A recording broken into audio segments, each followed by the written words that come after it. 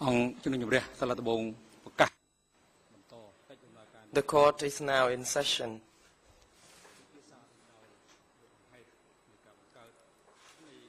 The topic of today's session is about the implementation of the CPK's policy at S21.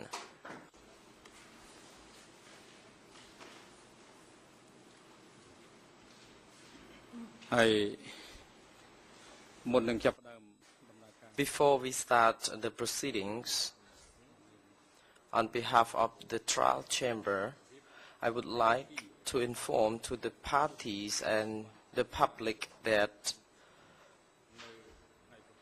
on Thursday, the 11th of June, the trial chamber will not sit.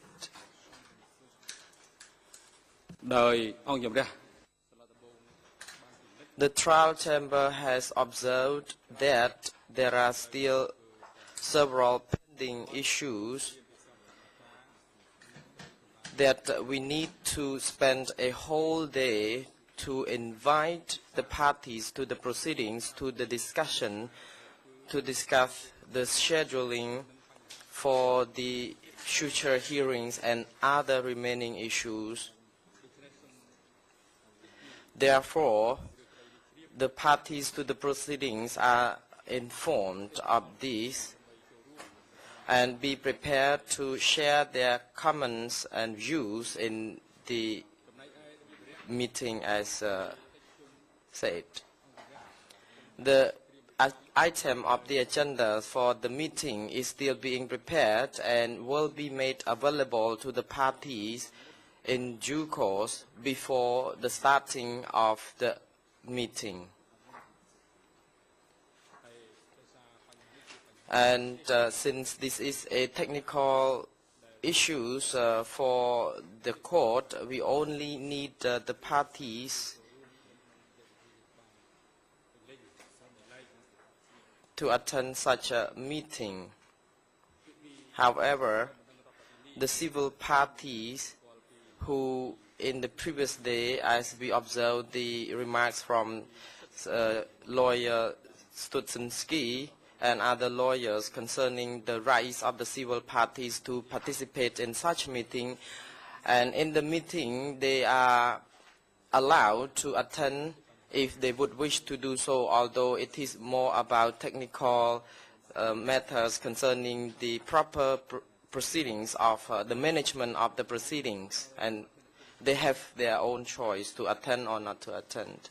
And we would like to also inform that during the trial management meeting, the meeting will be conducted in closed session, and the public is not encouraged to take part in the proceedings as said on the 11th of June.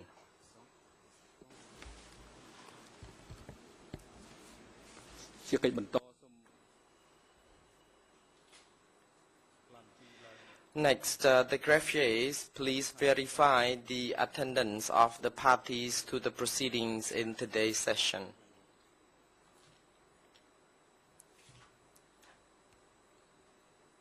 The graphic. Mr. President, the parties to the proceedings today are all present.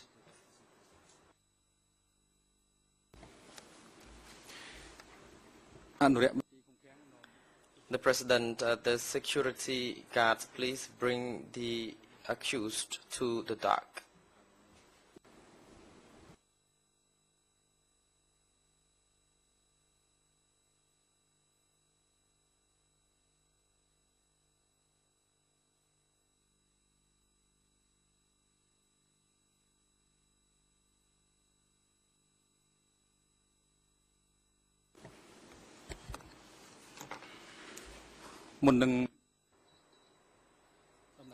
Before we begin our proceedings, we would like to also inform to the parties that today's session is about the facts concerning the implementation of the CPK's policy at S21.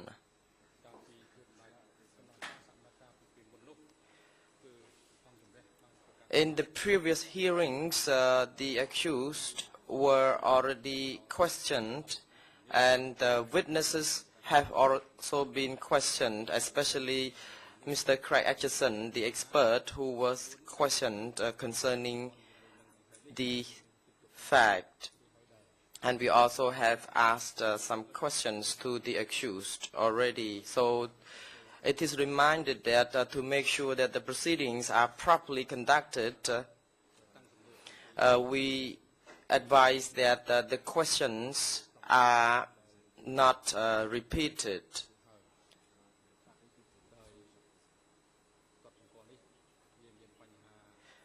The reason we raise these issues because we have observed that the experts had some difficult times to actually be available at the court in a proper order. That's why we can see that it is a little bit mixed up between the two witnesses who had already been been heard. And during our last hearing, we came to time when the parties put questions to the accused concerning the related fact. So the chamber would like to give the floor to the co-prosecutors to be able to put questions to the accused concerning the said fact. The floor is yours, the co-prosecutors, if you would wish to put questions.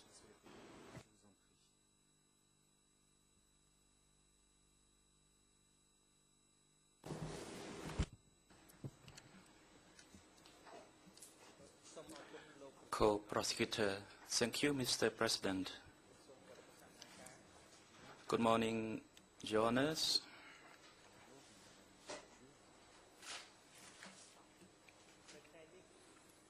Today, on behalf of the prosecution, I would like to ask some questions relating to the facts of the implementation of the CPK policy. I will put the questions to the accused, Kang Kech Yew, as follows. The co-prosecutors understand that in the Revolutionary Flag Special Edition,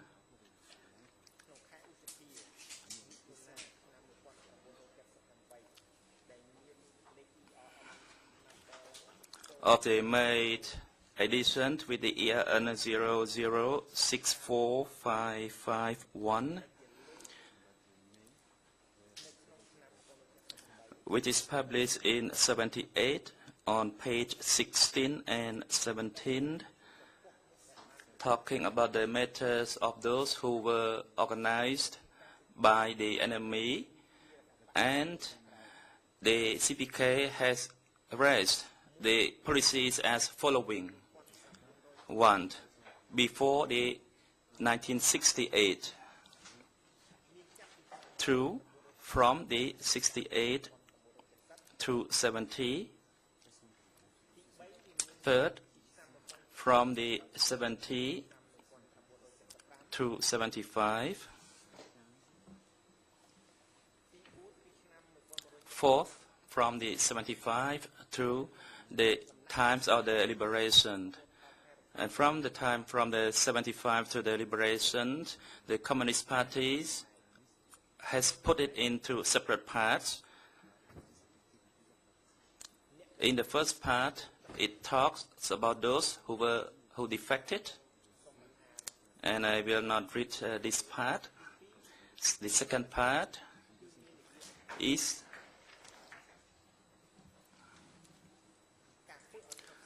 about to make the enemy to calm down, and so that the enemy would defect to us. The point that the co-prosecutors want is whether the issues of the party lines, as mentioned in those points, how effective were they within the framework of the CPK's policy, and especially and separately within the CPK policy which were implemented at S21 when the prisoners who were or who involved with the revolution before the 75.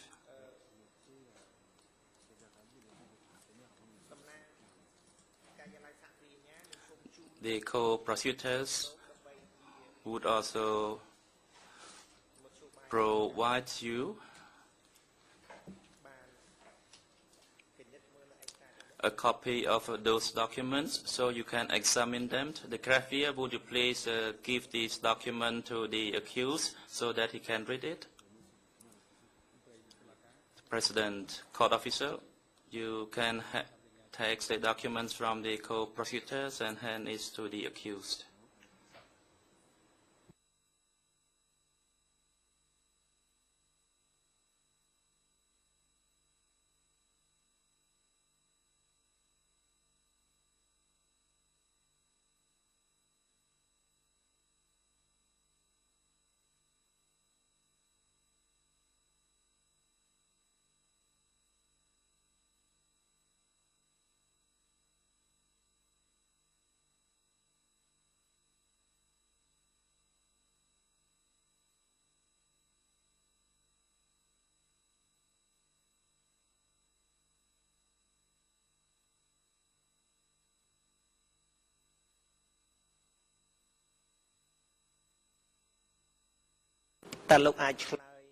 Co-prosecutor, can you respond to the questions raised by us, the co-prosecutor?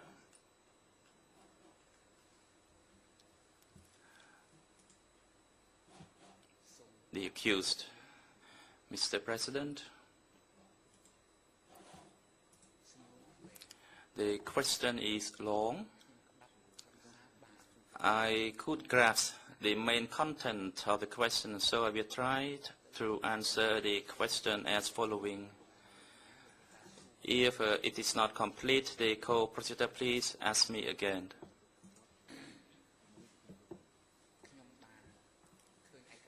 I have seen this document on two occasions. One was the circular to reach the S21. When I saw the magazine, I'm not sure whether the circular was sent to S21 before or after the publication of this magazine. The content was the same.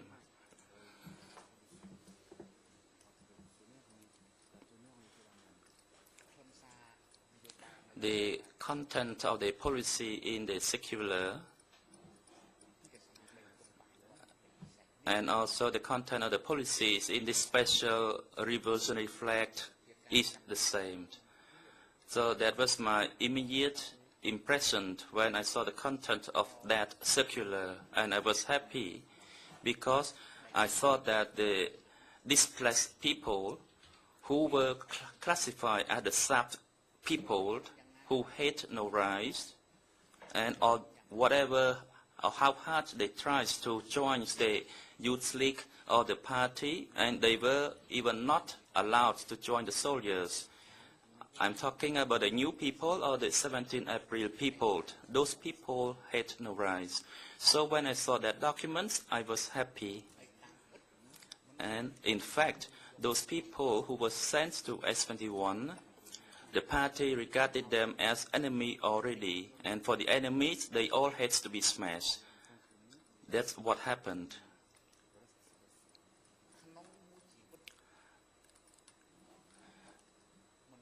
In the entire life of the operation of S21, since when I worked as the deputy chief from October 75 until the 7th April 1979, the party ordered me to release only 3 people.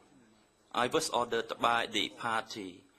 They were the full roll members. And as I already told the court before, full roll is an abbreviation from the French language. Ni des luttes des races opprimées. The United Front for the struggle of oppressed races. So I was ordered to release only these 3 people and the rest had to be smashed. That was the CPK policy enforced on S21. So this document was not essential for S21 especially.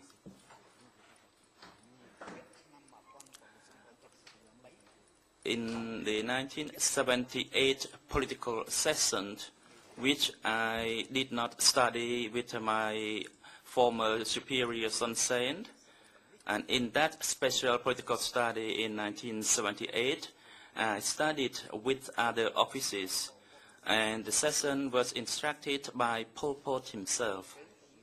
At that time, he talked a lot. He said that S21 did not have to ask any question. Those who were sent to you, you had to keep them. So I was happy. I thought, oh, it's good for us, S21. And I would not say it's a danger or it was a crime in killing the people at the time. I was happy after I heard that, but 3 days later, Uncle Nguyen asked me to work with him. And he asked whether I asked question. I said, no, I did not, because I only followed the party lines which I learned during the political session. And he said, oh, so now you knew well about the political session.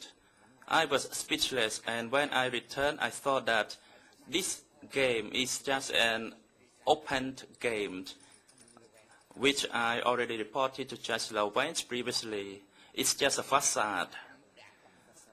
It is this facade which is the political session, political study session in '78, in order to collect those forces who did not have firm belief in the party in order to convince them. So they had no influence in the implementation at S21.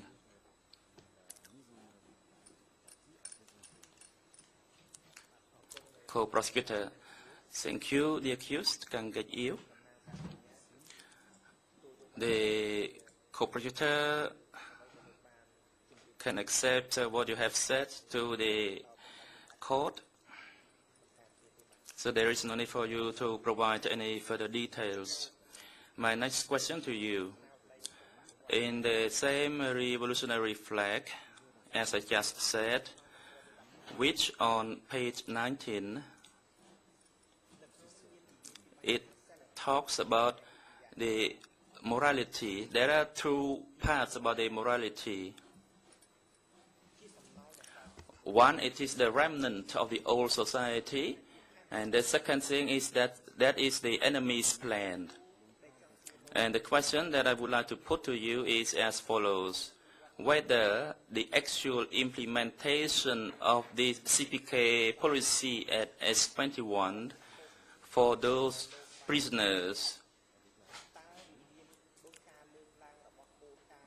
was the CPK policy reflected as mentioned in these 2 points regarding the morality issue?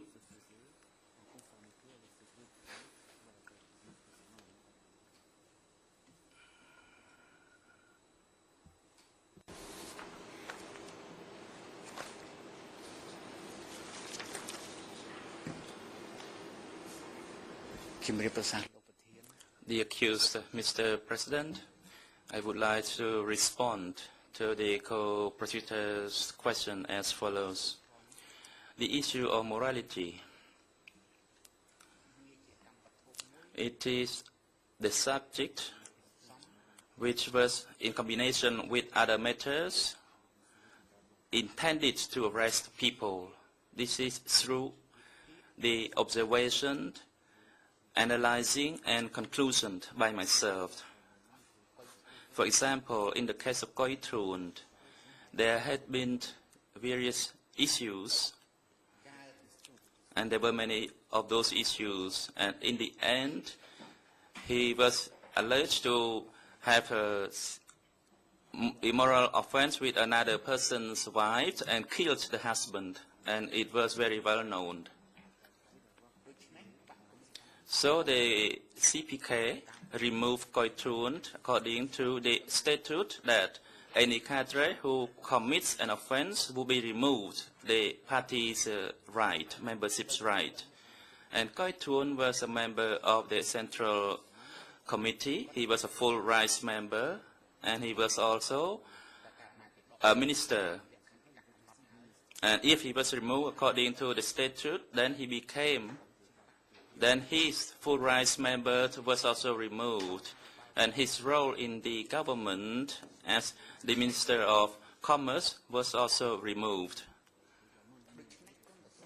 Therefore, just the issue of morality and the killing, why the full rights member was taken and smashed. Let me talk about the decision on the 30th of March 76. The 30th of March 76 decision, it designates that those people who had the authority to smash according to the party's line are within only 4 groups. And Koitun, when he was the secretary of the North Zone, he had the authority to evacuate people, to select people, and to smash people. And when he became the Minister of Commerce, he no longer had the role as the Secretary of the North Zone, so he had no right to smash people. And if he smashed people without asking for the permission from the Central Committee, it's a mistake. And he was removed on the 8th of April 76. That's when he was removed. And he was under house detention. So that's the observation that I have made.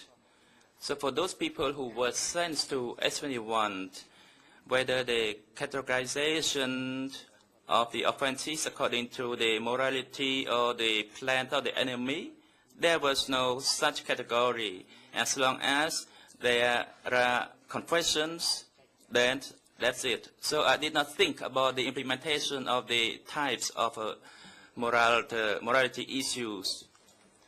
And I did not arrest anyone for the morality offense. This is from my recollection. I never asked the parties for permission to arrest anyone who commits any immoral offense. This is my response. Co-prosecutor, thank you. My next question is, for the dissemination of the revolutionary flag at S21,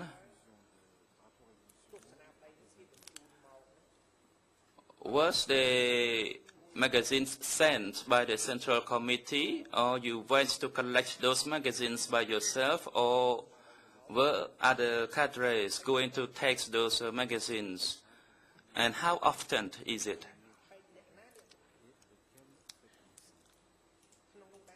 And who was responsible for the dissemination of the magazines at your S21 office? And in the study session, who read the Revolutionary magazine to the cadres who were participating in the study session?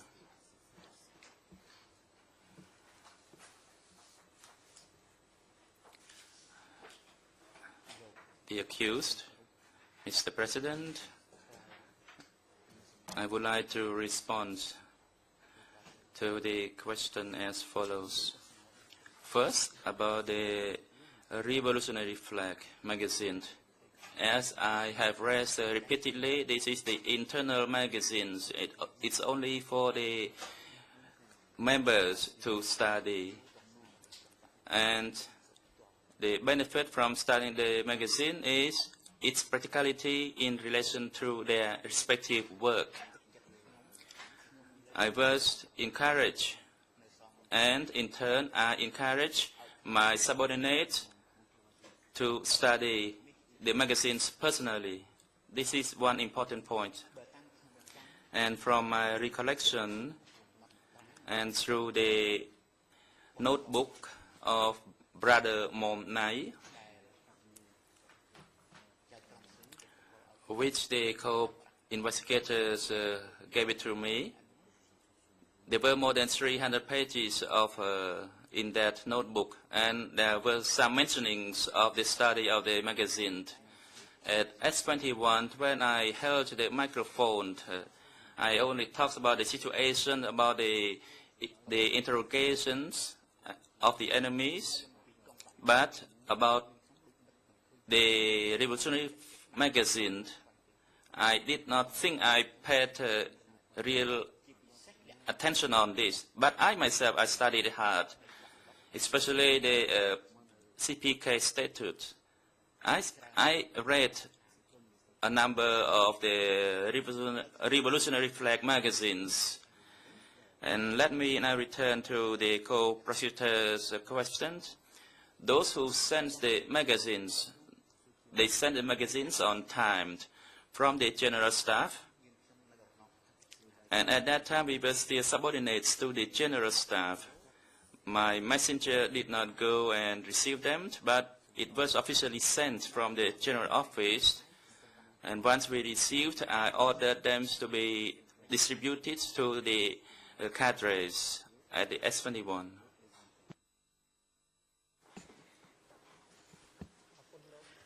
Thank you, Mr. Kangkek Eo. The next question relates to the CPK's policy. In the special issue of the magazine that the co-prosecutors would like to know at last, there has been used on page 20 and 21. Could the President please allow me to circulate this document to the accused so that he can be informed of the questions we are intending to ask? The President, the court officer, is instructed to circulate this information or document to the accused.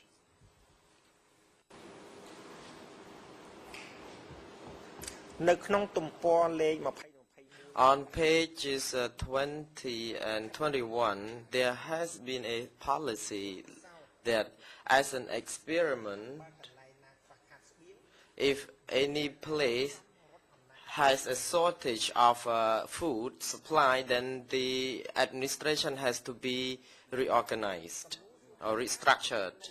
My question here, when it mentioned about the reconstructing of the authority when there is a food shortage, for example, what was the old authority regarded as, and what was the fate of the old authority?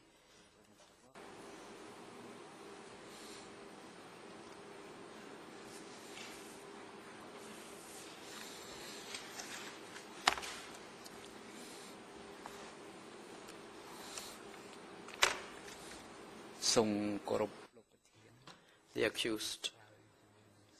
Mr. President, I would like to respond to the questions by the prosecutor as following. I think the arguments in the magazine here in this particular section is more about the theory matter to facilitate their criminal acts in taking measures against the former authority. Here at the S21, we had no grasp of that matter. However, in general, I would like to give you some recollection as following. In 1972, starting from the beginning of 1972, there was a purge employed against the former cadres in the north and later turned to the central zone.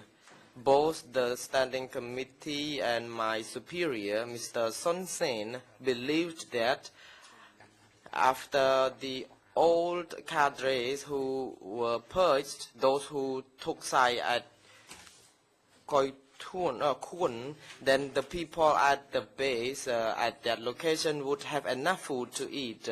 I would like to just recall my personal experience, my recollection. My mother regularly visited Phnom Penh because the three children in Phnom Penh and 2 in Kampong Thom. So she was afraid of my well-being, and she asked whether I had enough food to eat. I told her that I reported to my boss.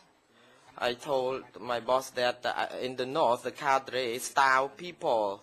And then my boss called me from the other end of the telephone. He said that it was not the cadres who starved them, but it was the enemy who did so. That's why our people did not have enough food to eat. My father was forced by Chum to search for something to tie the rice, the rattan. But it was not possible to find such rattan. And then I told him that actually Tamok people were harsh, and but my superior, when I talked about this, he was not. He was quiet. So in conclusion, I can say that people were arrested, but to find any reason to back up their arrest, then they could just find all excuses. So this magazine proves the theory to analyze the situation and seek some kind of scientific reasons to support such argument. So this is what I have observed, because when Tamok's people went to their location, people would even suffering more from starvation. Mr. Co-Prosecutor, thank you for your brief explanation concerning the question. The next question is more about the CPK's policy for you who applied it toward those prisoners at S21. Was it the policy of the CPK that the prisoners were to detain for a certain period of time, and how long would they be expected to be detained, especially those former combatants and the cadres of the CPK and the intellectuals who returned from abroad? And the fourth category of the prisoners were normal or ordinary people who were regarded as enemies. Do you understand my question?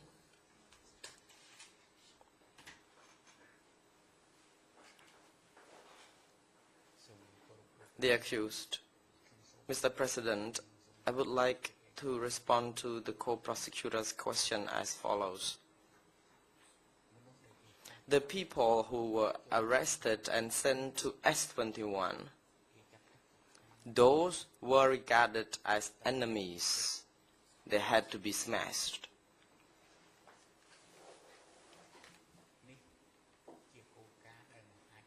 This is a policy no one can violate. They did not really care for the sources of any intellectuals or the sources that the people were innocent or not, although those intellectuals did not really have blood on their hands or to kill or killed people, but they were regarded as cadres at the center who had killed people. So we can compare this to the issue of Khoi Thuon and Dr. Krut, my god brother. and also Professor Penton. So who were better than the other? Who had blood on their hands? Who killed the people? They did not classify them accordingly.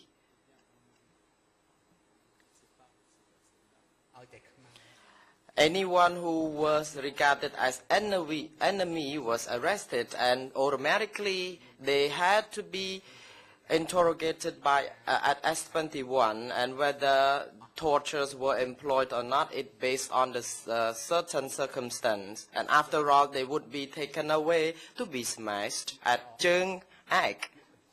So the word taken out, removed, or smashed, or killed were used interchangeably. It means killed. So we could not really reject the order, and we had to implement such a policy. At S21, there were two kinds of people: the people who were painters or artists, and I asked the CPK to spare their life. To be as prisoners who would not be smashed. They would be left to serve S21. And there was another person, dentist D. Pon. Brother Paul arrested him and sent to S21. And after a few days, he asked Uncle Noon to tell us that this person should not be beaten and spare his life. So altogether, there were 6 people who were not killed. So, in general, people who were regarded as enemies had to be smashed. We could only manage to spare their life as the status of the prisoners who would not be smashed, but remain as prisoners at S21. So there were 6 of them that we could apply such a practice. So at M13, there was 1 person also who was left alive. He was harmed in. So through my recollection, I think there were more people like Mr. Francois Bizot, who I already discussed the matter with the superior, and also Brother Uchson, who came the other day to testify, and witness KW30, who were left to see the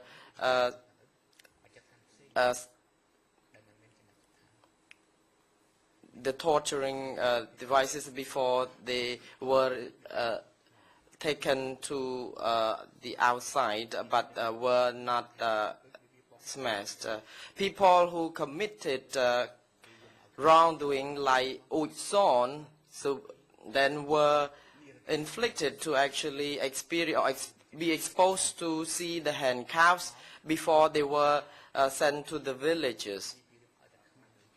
So everyone who was regarded as enemy who was sent to S21, in short, must be interrogated and tortured and smashed. S21 had no authority to release anyone, otherwise we would be killed.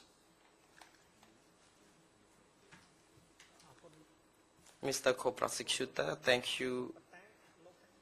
But you seem to forget answering my question concerning the duration. So how long people were detained, the shortest and the longest at S21? The accused, thank you for reminding. Actually, I failed to cover that question. I think there was no concrete determination on how much time is needed to detain any particular person. Certain case, some people were detained longer only to receive the order from the upper echelon that the person would be smashed and smashed. For example, in the case of Khoi Thun, he was not kept for long.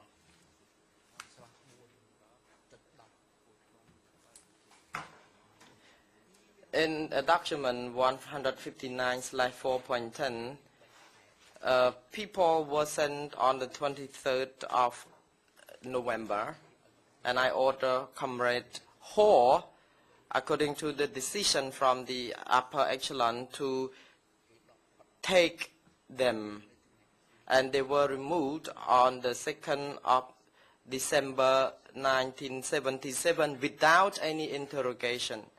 So to state clearly how much time was needed to detain any particular person was not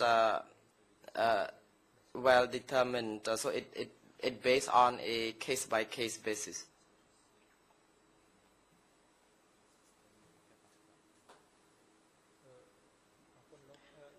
The co-prosecutor, thank you. But still, you seem to forget to answer to the point. For example, you may say how many times, how many months were the prisoner detained at the S21 or years.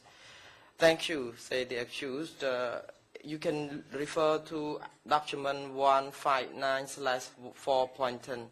Some people only stay at S21 for like 10 days, but others would stay longer, like in the case of Koitun. Actually, he was left there for several months. Some other only stayed there for like 10 days, and then they would be taken out.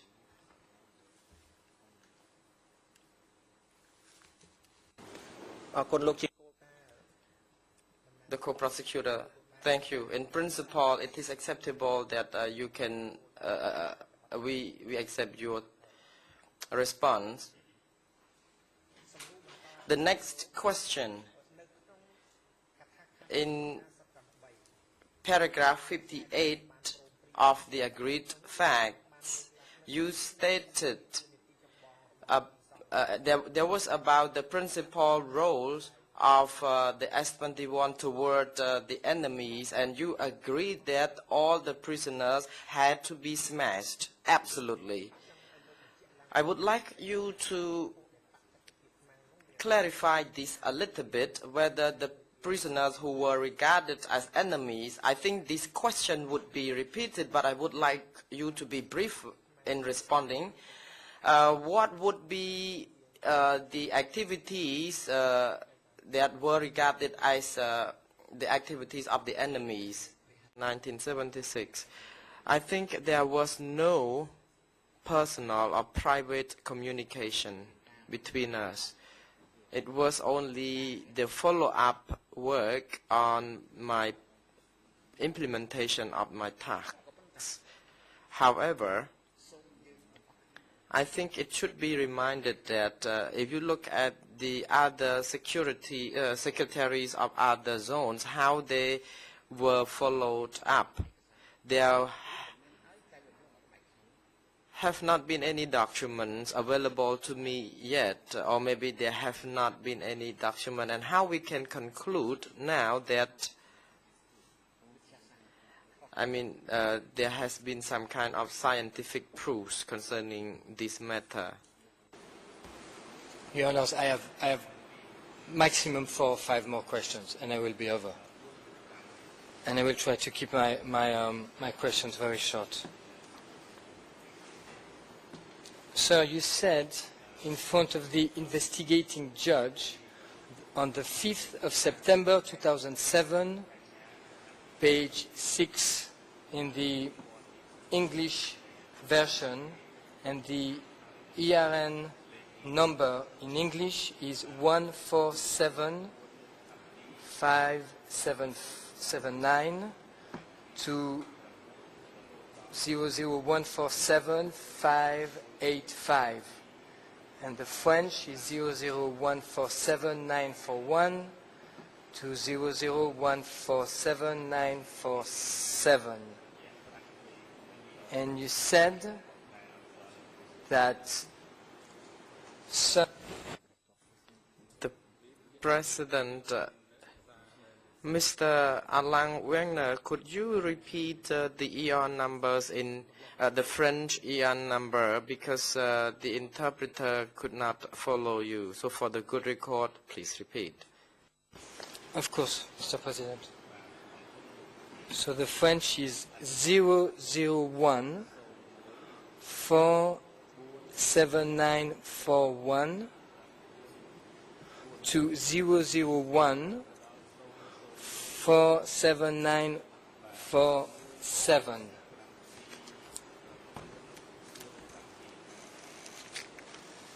And you said on that day that Sun Sen talked with you about the content of what was said in meetings of the Standing Committee. Do you remember that you said that to the investigating judges?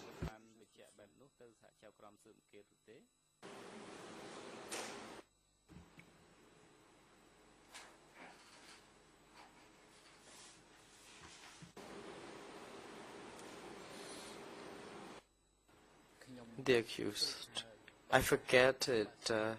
However, if it exists in the interview in Khmer, I will maintain all the statements I made before the co-investigating judges in the Khmer version. And Your Honor, I would like at least the page 6, and I give you the error number in English of that page, 001 47584, to be put in front of this chamber. And I'm just going to quote the first sentence. The question was, how did you know about this affair? Because before 15 August 1977, you only worked with Sun Sen. And you said, answer, Sun Sen liked to talk with me about the speeches or talks of other members of the Standing Committee. And I will move to my 3 or 4 final questions. So, do you know if there was a CPK policy about starvation during the time that you were chairman of S21?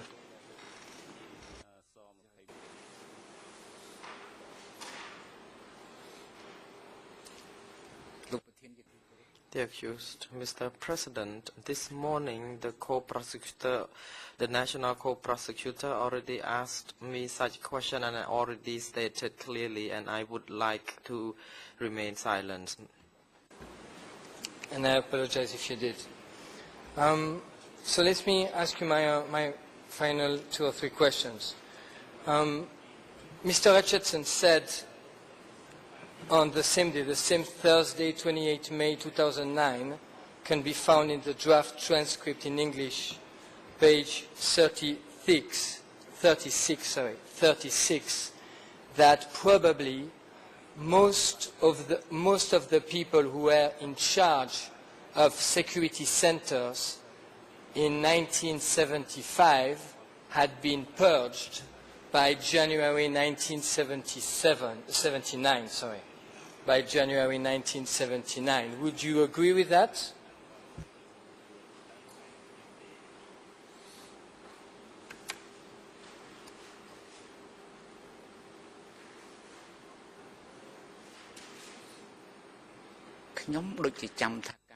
The accused, I think the Office of Co-Prosecutors already compiled the list of the staff at S21 in a single list, and I think the list is precise, that can be used as reference, and I really accept confirm the list if it exists.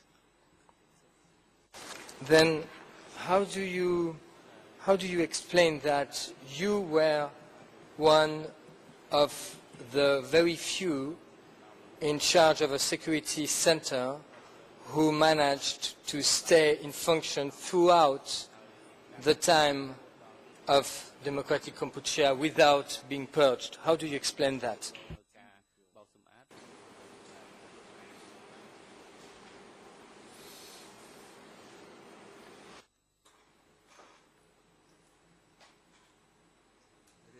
The accused. I think the reason that I was not purged was their problem, their issue. If I try to consider this matter, I think I have been very honest to them and very loyal to them. If they allowed me to only arrest 3-4 people, a group, release them, then I only released the 3. If they said that S21 had no authority to arrest or smash anyone, then I made the decision not to arrest or smash anyone. So the annotations of S21 had to be objective and not biased. So I maintain what I had been ordered to do so, and I never interfered in any other people's business. Even Koi Tuan himself could be killed because he violated that policy. So I was very honest. I have been very honest. I have no further questions. Thank you, sir, for your answers.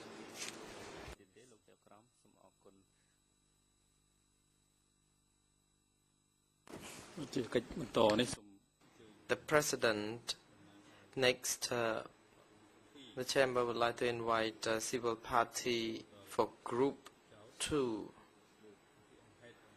who would wish to put questions to the accused. The floor is yours.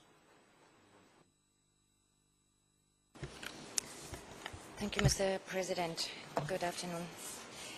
I would like to inform the Chamber that I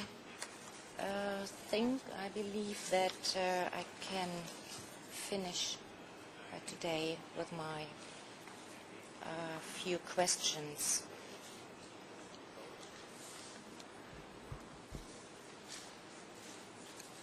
First, I want to come back to the 18th of May 2009. There you have told us, according to the transcript on page 58 of the English transcript, line 12 and 13, if you did not regard them as the enemies, one could never interrogate that person to extract confessions.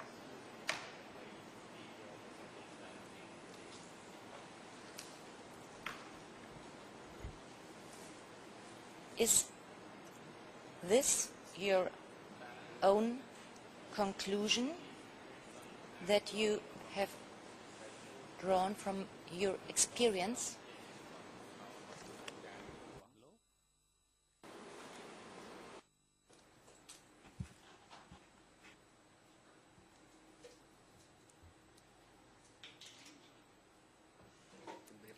The accused, Mr. President. Now let me go back from Khmer to English to Khmer. It's hard for me to understand. But if I am not mistaken, on the lessons that I taught to my interrogators, for those people who were arrested, they had to be regarded as enemy. Otherwise, you would not be able to get the confessions from them. And that was the lessons I taught repeatedly to my interrogators at S21. So I think this is probably the matter. And if you intend to ask on that, that was the lessons that I taught to my interrogators at S21.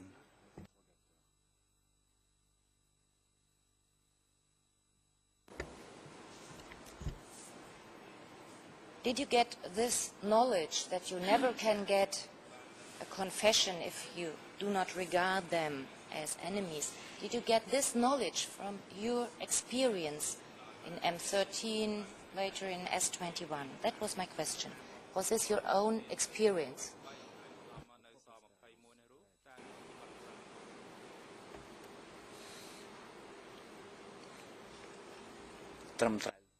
The accused, that is correct. Thank you.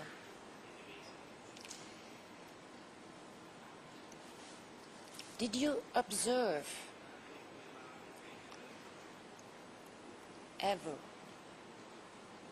a reluctance to torture, to kill prisoners, or any hesitancy or half-heartedness? Could you ever observe among your staff such behavior or feelings?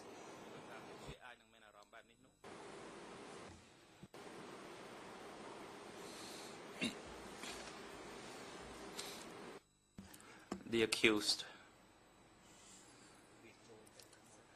This is the matter of managing the psychology of the interrogation staff and the special unit staff. Hesitant or not, as I have informed the chamber this morning, a sharp sword is the sword which is used frequently. It means it's used and then it's sharpened. So then we have to sharpen their positions constantly. And for the special unit, they have their team leader to sharpen their position.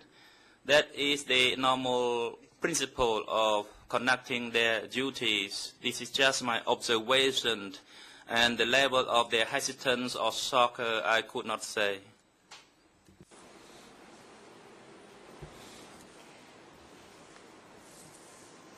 Which measures did you undertake that prisoners were considered as enemies?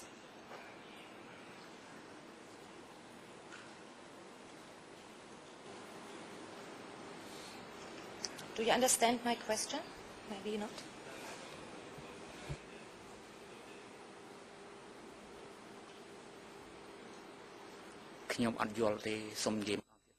The accused, I do not understand your questions. Can you rephrase it? Yes. I become more specific. Which language was applied towards the prisoners, the so-called enemies?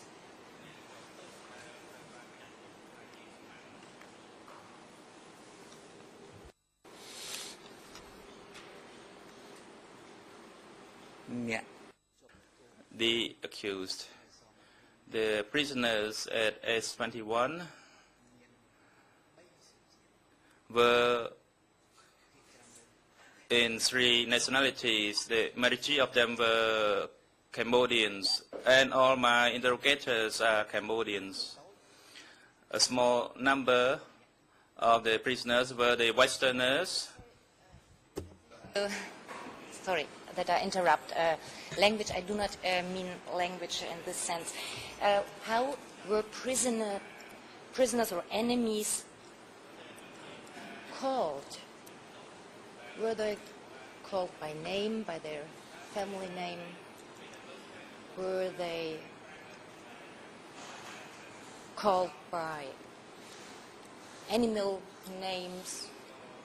How were they referred to?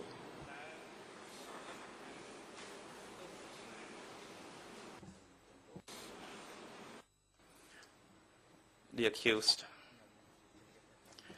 Let me tell you frankly, the prisoners at M13, because we saw them every day, we just simply call them contemptible or in the Khmer language. And at S21, I only interrogated one prisoner, that was Koi Thun. I used to work for Koi Thun from October 67 at Bang Thum, behind the textile factory in Kampong Cham province. I called him brother, and when he was detained at S21, I unconsciously called him brother, but he, out of respect, called me brother. And the second case was brother Won Wait. I called him brother. And for other prisoners, I did not meet them. I am frank here. But after they were beaten during the interrogations, later on I met brother Toi Poon. He was also from Kampong Thum, and he was older than me, so I also called him brother. Also for His Excellency Chau Sein. While I was sitting with Brother Mom Nai during the Vietnamese interrogation, I went to visit. And sometimes I called him His Excellency. Sometimes I called him brother. And for the younger ones, I would say contemptible this or contemptible that. I think one person survived. I was not sure whether he was younger or older than me. That was the contemptible main.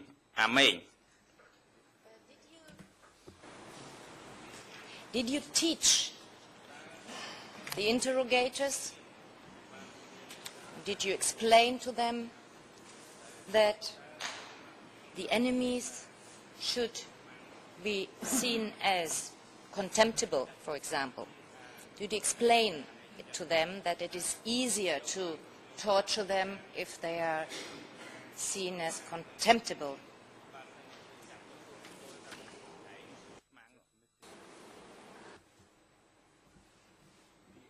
The accused. The words that I taught the interrogators to use, I repeatedly taught them the same lessons.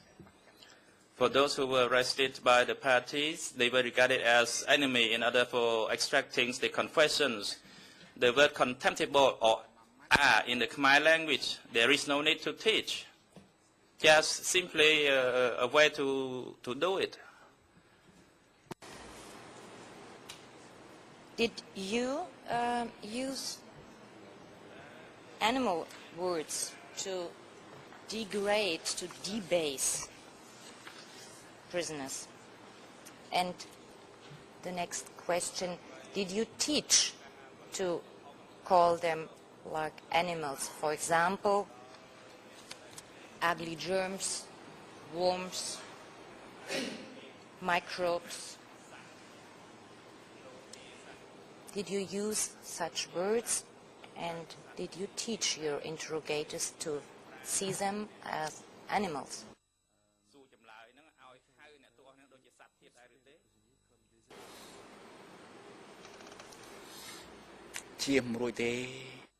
The accused, that was unavoidable, so there is no need to say about it. They would just simply follow one another.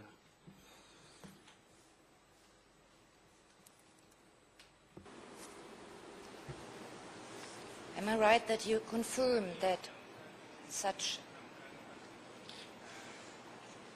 words were used, like I just enumerated and listed microbes, ugly germs, worms?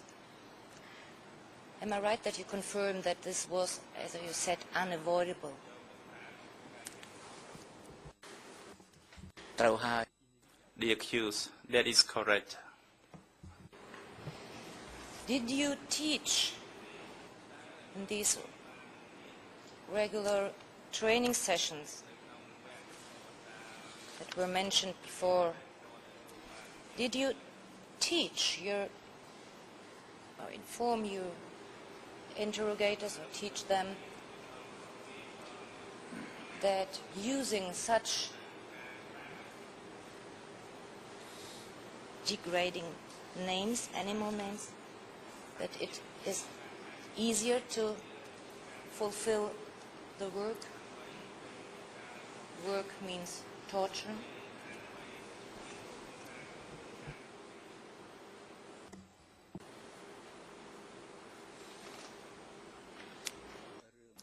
The accused, torturing is a separate matter. Calling people using degrading language is different. On the matter of torturing, some people thought about it. They really did it. And for other people, they did it by themselves. And for those who really did it, for example, in the case of Brother Mom Knight, he really did torture. After some of the interrogators thought carefully about the torture, and for important people, I would assign Comrade Pon to interrogate. And for other people, like Comrade Tui, he likes to use torture. So, on the matter of torture, it was permitted, and certain methods were introduced and taught. However, we also introduced the tactics not to rely solely on the torture in order to get the confession. So it doesn't mean we had to torture in order to get the confession. Sometimes they just simply followed one another. Could you confirm that the use of such animal names was part of your training sessions, education training sessions?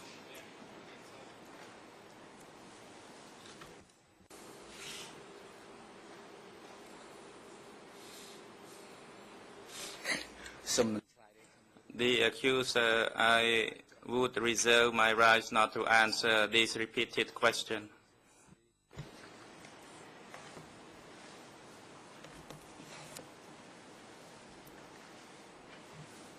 Did you teach about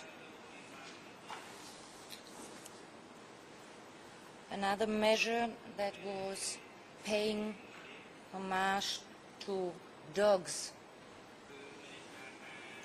or to walls or chairs or images of dogs? Did you teach such method to degrade and debase prisoners?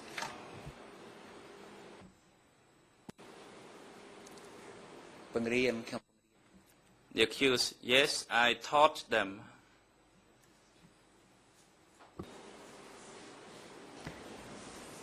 Was the purpose of requesting prisoners to pay homage to images of dogs, was the purpose to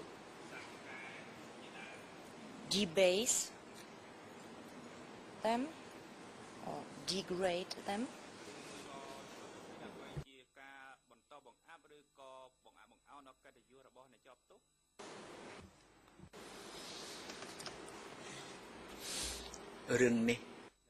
The accused, for this matter, at the present state, whatever we want to analyze, nothing can go wrong.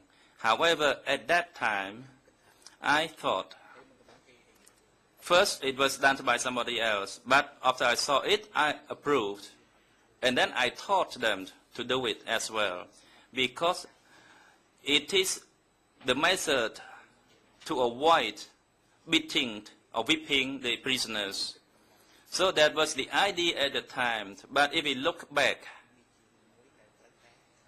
it was an act, a criminal act that I would be responsible for it and accept my responsibility. So, maybe the President, the lawyer is reminded that at the moment the fact is on the implementation of the CPK policy at S21. And secondly, consider your question carefully before you put the question on, in order to avoid repeated questions when it comes to the operation of S-21.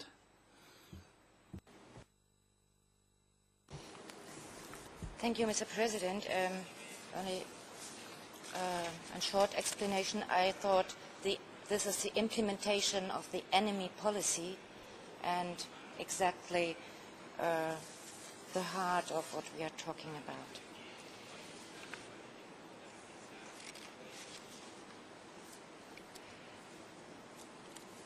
You have mentioned that prisoners were called this or that.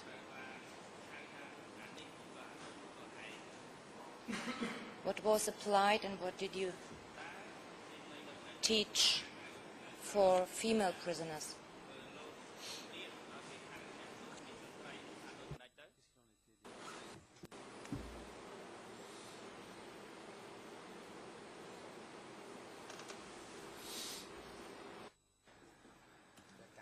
The accused. From what I can recall, at M13, we used the word, the name, plus the contemptible, A for male, and mi or mi nu for female prisoner. So this is what I used to call at M13, but I was not sure what was my subordinate used to call the prisoners.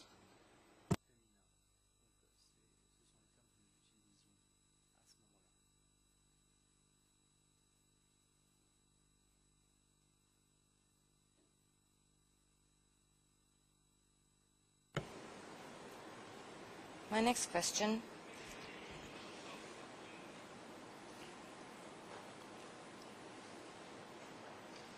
Would you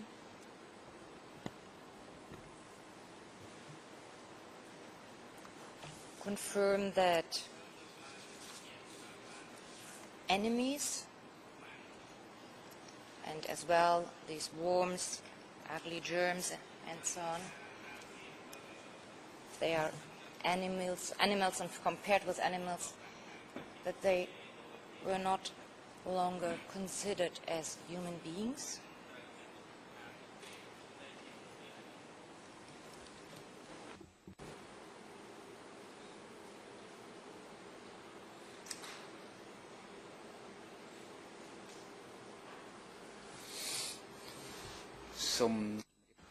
The accused.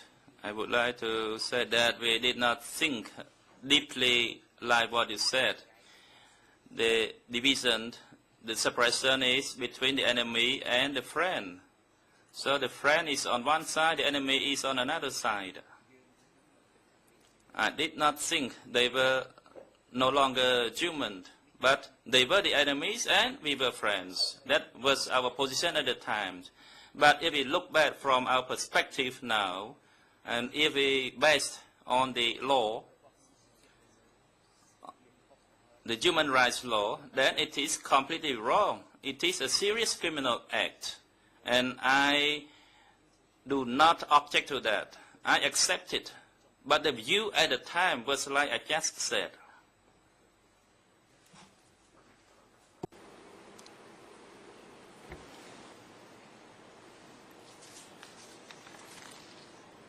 Did it, or was it part of interrogation that prisoners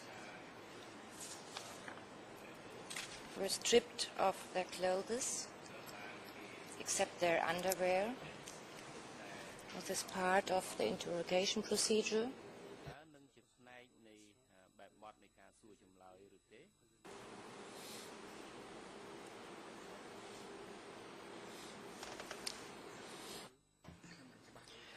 The accused, I'm not sure regarding that matter because I was not close to the investigation, interrogation process except when I was involved personally in the case of Khoi Thun, and I tried to avoid being longer with him because I knew that he was the smart person with good political views. So if I remained longer with him, I would my weakness would be revealed. So I only let people to be close to him to also make sure he did not commit suicide. But I can see that I am not quite sure such a thing happened. However, I think it might have existed, but I did not advise them to do that. However, I'd like to elaborate a little bit further from your question about the electrocution, the arrest was made subject to electrical shock with his genital, and then after sometimes his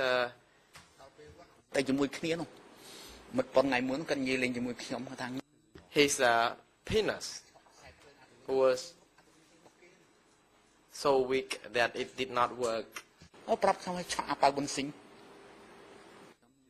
And I told him that it was not proper to do so, but then such torture already applied, and I could not really punish Comrade Pon for introducing such a torture technique, because I was afraid that I could not have anyone to replace him to interrogate further people. I only tried to correct his wrongdoings by advising him, but I did not really ask people to strip other prisoners of their clothes.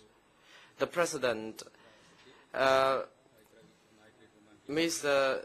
Studzinski, do you think you have more questions, or you think you can really finish your questions in a few more minutes? Yes, Mr. President, I can finish. I'm nearly at the end. One moment.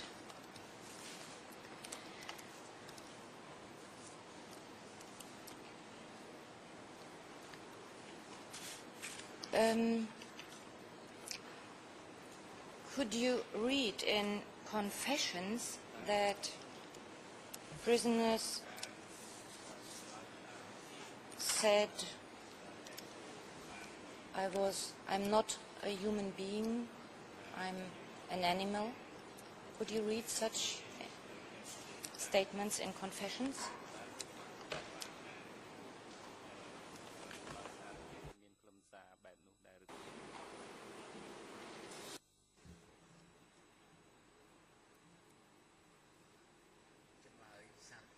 The accused. There are a lot of confessions. Even I read or came across such a confession, I may not pay great attention to that particular confession. I was focusing on looking for the traitors and the strings of traitors, and at that time I did not think I paid such attention to the content of the confession regarding the confession which people said that they were animals. But now I can see that it was not wrong to do so, and I am liable for all the crimes committed. Thank you. I have no further questions on this point.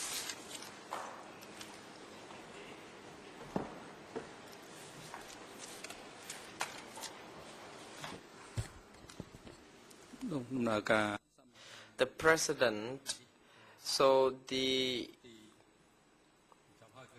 proceedings for today's session comes to an end, so the court is adjourned. We will resume tomorrow at 9 a.m. These security personnel are now advised to take the accused back to the detention facility and return him to the courtroom by 9 a.m. The parties to the proceedings are also advised to come back to the court at that time.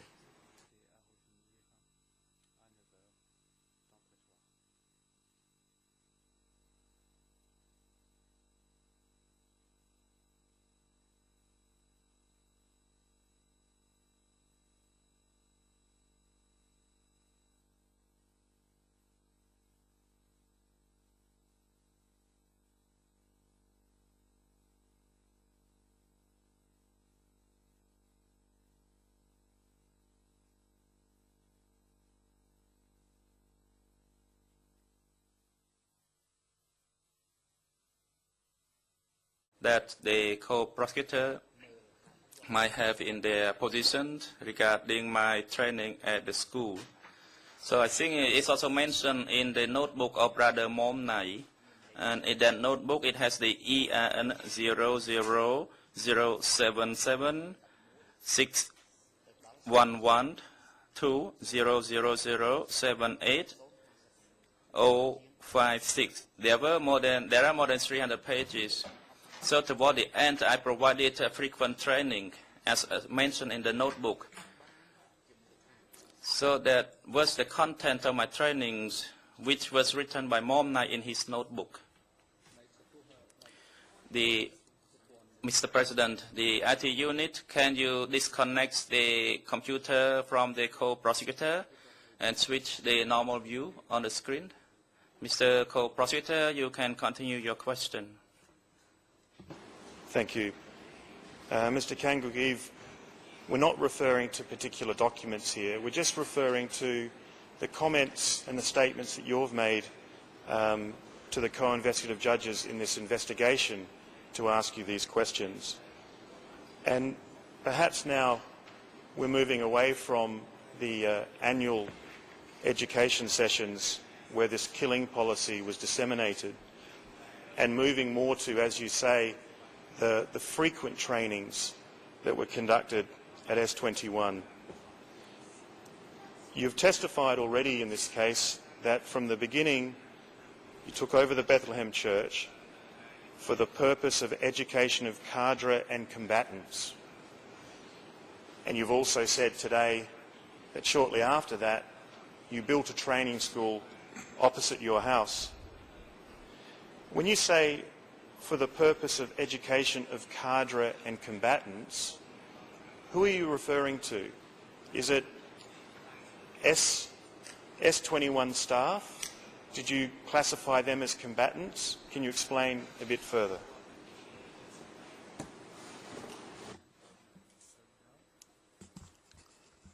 The accused.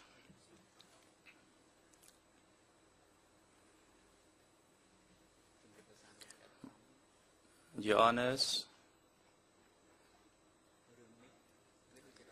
this issue is repetitive, but I would like to verify that maybe there is a misunderstanding on this point.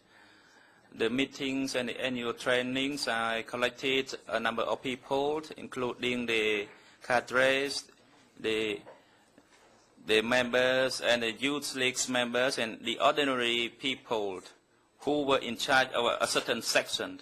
That is for the annual meeting. Separately,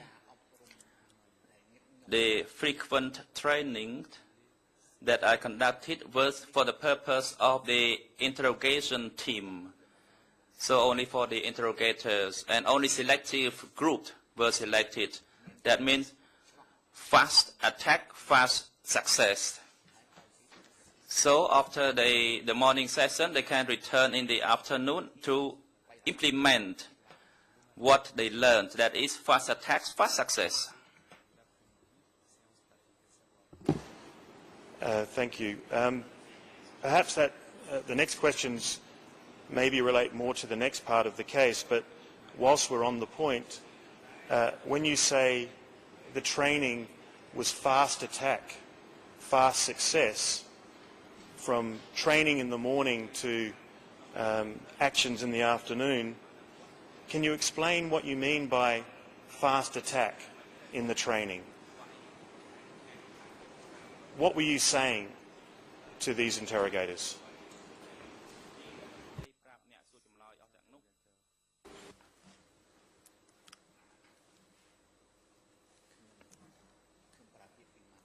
I use two words.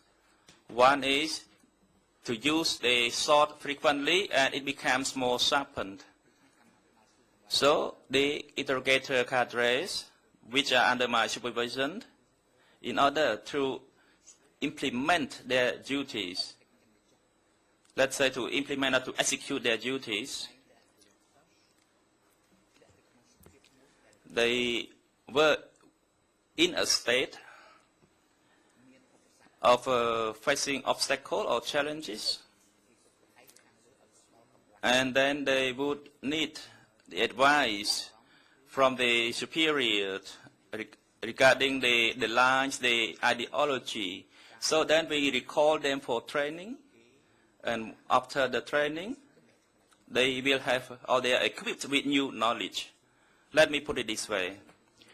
From the view that I used, from the operation to theory. When you are in operation, it means you understand more about the theory.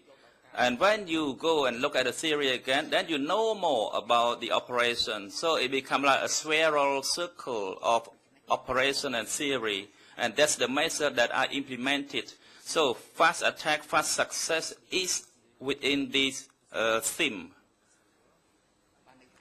That means if we have 1 hour to train, then I would use 1 hour to train. And if there is half an hour to train, then I would use that half an hour to train. So that is, it falls within the circle of operation and theory. Would it be fair to say that at S21, particularly with the interrogators, you transformed theory into practice, into practical advice for the interrogators, so they knew how to get the confession?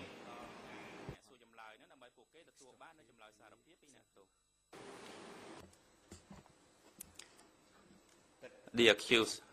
That is correct. Thank you.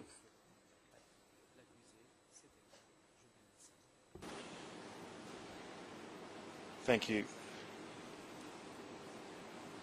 You said that a lot of the training for the interrogators was done on a very small group basis or on an individual basis. But at the same time, you said it was important that a school was built that could have 50 or 60 people in it for training. So, other than the annual meetings, which obviously are just once a year, and other than the small group fast attack training with the interrogators, what other trainings would you have in that new school that would require you to have that larger space?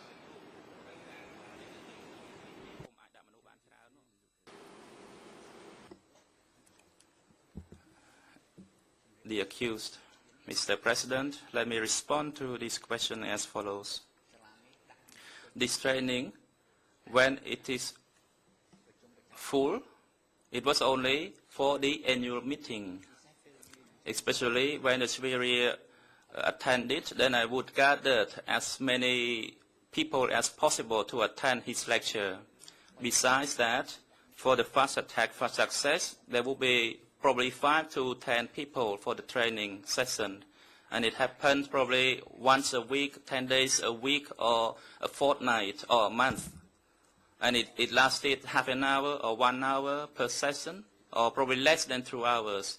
And usually it's for 1 hour session. This is my response to you.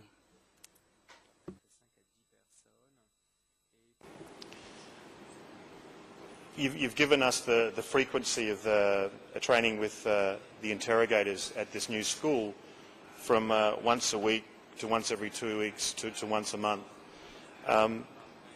Would it be fair to say that for periods of time through the operation of S21, through 76, 77 or 78, through some periods of time, there was definitely trainings of interrogators for once a week with up to 5 or 10 of them there at any one time?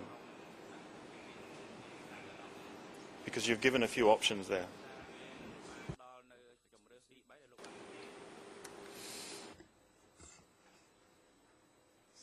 The accused, let me verify that.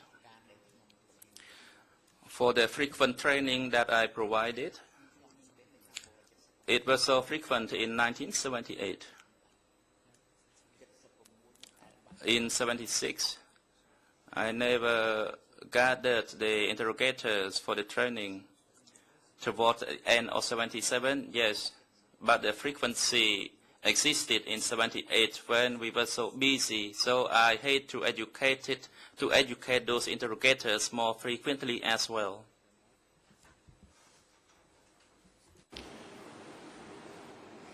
You said that the training was a lot more frequent with the interrogators during 1978. And just to confirm, that's because the numbers of people that were detained at S21 were far higher than any other year, 77 or 76. Is that right?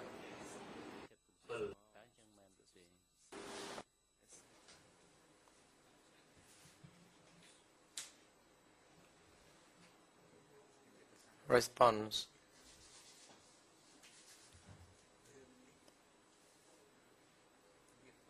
I think it depends on the number of people who entered S21, but this was not interrelated, I guess, because people who were called to attend the trainings more frequently was because I personally could understand the strengths and weaknesses of the situation regarding the enemies. Through the presentation I learned from the party, so it answered to the demands of the party that we conducted more frequent meetings. That's one point. So it was not based on the numbers of people at S21. Number two, it depended on the frequencies of the needs. The party needs, for example, the party may needed us more, then we needed more times, more people to be trained or to be polished. That's why we had more frequent meetings. You said more frequent meetings, but really you're talking about more frequent trainings. Is that correct?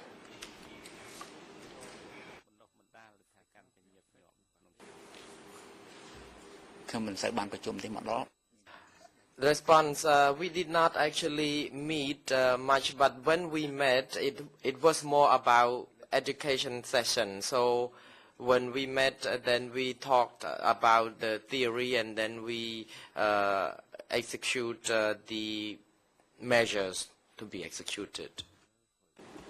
Thank you, Your Honours. I notice the time is 12:05. I'm wondering whether Your Honour wants to break now or I can continue.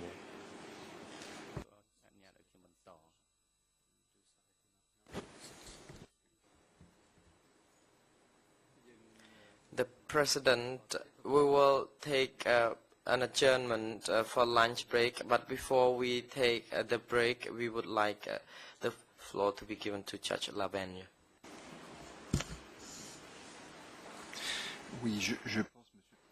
Thank you, Mr. President. I think it would be possibly useful for our debates to understand for how long the prosecutor would have questions to put to the accused on the policy implementation of the Communist Party. Thank you, Judge Laverne. The line of questioning was in relation to how Mr. Kanguk-Eve conducted the trainings, and I was to ask him further about meetings with other subunits where the policy was disseminated, and the self-criticism meetings where the policy may have been disseminated. I would assume, based on this morning, if I could have 1 more hour maximum with the accused, that would be appreciated.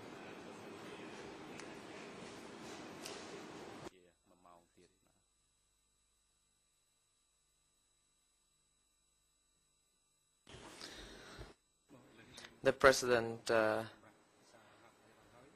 we now take an adjournment for lunch and resume at 1:30 p.m.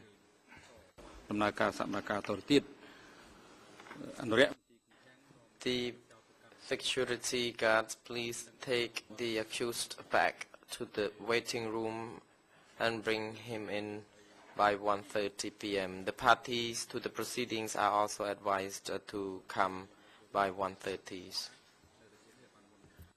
ម៉ោង 1:30 នាទី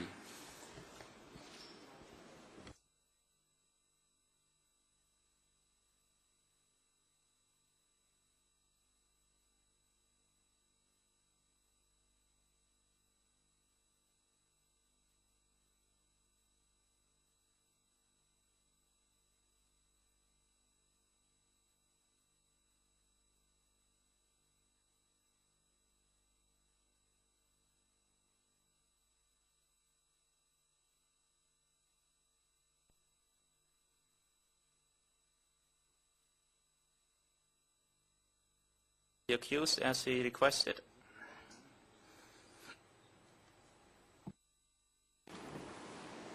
Your Honour, whilst this is being prepared, I have a series of questions on another topic, and perhaps we could finish up on this topic with this document once it's found.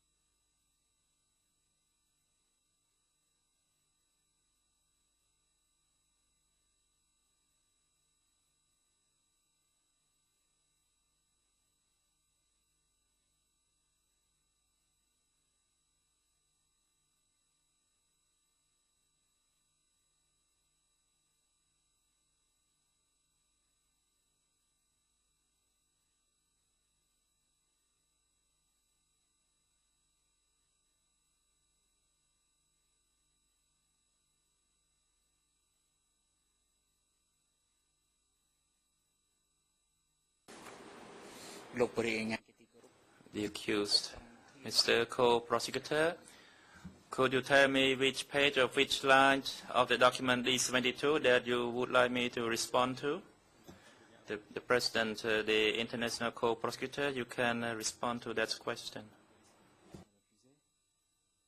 Mr. Kanguk-Eve, I haven't got the Khmer reference number with me at the moment, but the text relates to a statement that you made to the co-investigating judges at an S21 training session that S21 was appointed to search for Vietnamese agents through the confessions. And you confirmed that meeting. Unfortunately, I don't have the number for you right at the moment.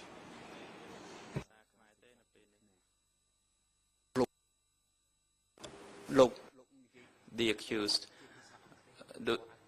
Can you tell me which page in the English version of that document?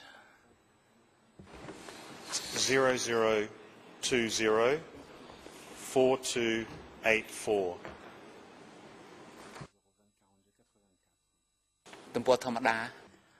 What is the page number of that document? The accused. Perhaps, Mr. President, if we can move on until we find that particular page, and then perhaps we can bring it to the accused's attention at the end.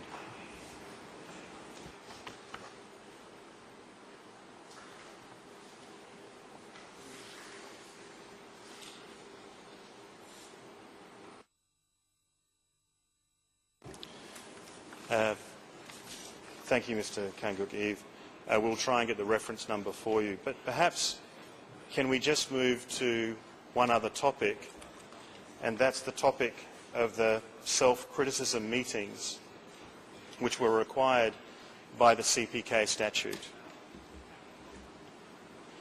Now, I'd briefly like to follow up on Mr. Hong Kim Sun's question to you regarding the practice of self-criticism or livelihood meetings at S21.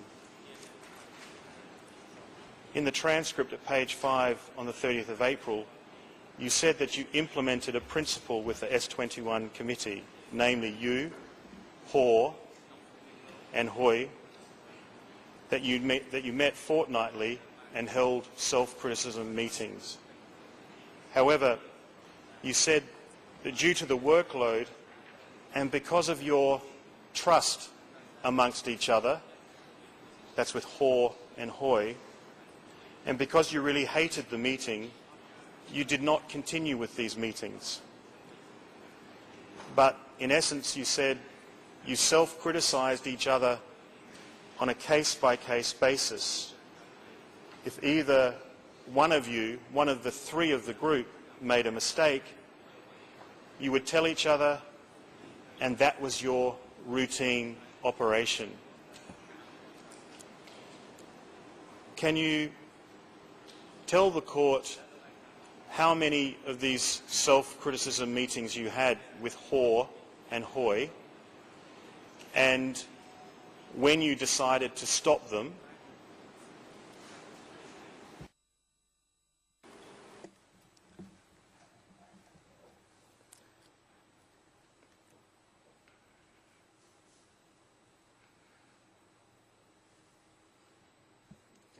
The accused. My response to Mr. Hong Kim Sun, I was not sure about the translation. However, I would like to remind about the practice at my S21. I, Comrade Ho and Hoyt, were the committee members of the S21. And as the committee of the S21 office, we criticized each other in details during the study session when we were called by the superior, and that we had the opportunity to criticize each other. That's amongst us, the committee members.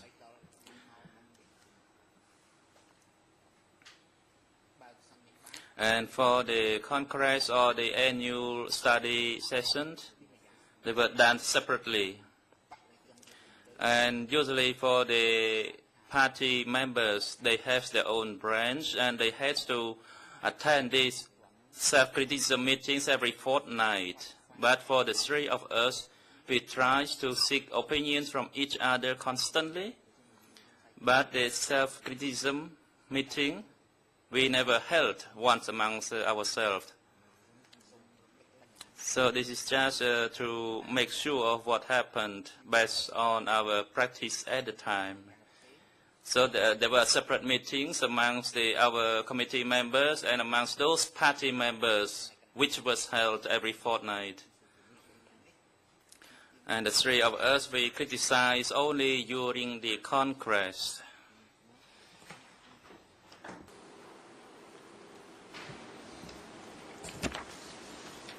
But if I refer to what you stated to Mr. Hong Kim Sun, you said that if either of you made a mistake, you would tell each other.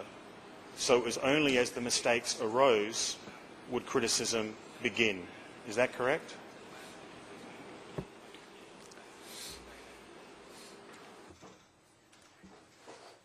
The accused.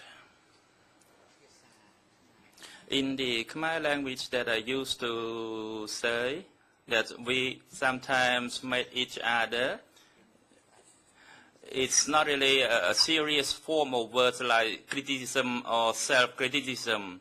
It's like a reminder to each other. It's not to criticize. So it's just like a reminder or to give advice or opinion. So then we reminded each other, and that happened very frequently. This is the truth. Thank you. You said that you did away with the formal meetings, the formal fortnightly meetings, because you trusted each other. How did you build that trust between yourself, Hor and Hoi? How did that trust build?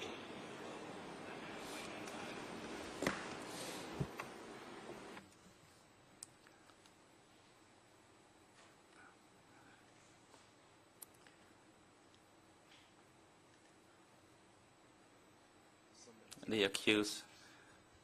I would like to state that there are various reasons, but when you ask suddenly like this, let me respond briefly according to what I can recall.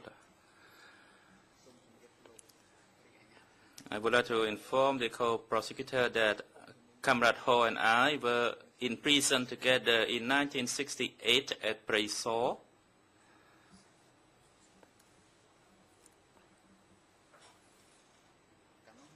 At that time, Comrade Ho was in a youth league, and I was a candidate member. And we worked together, and we became known to each other from that time. Later on, from 1975, we met each other again as a member of the S21 Office Committee.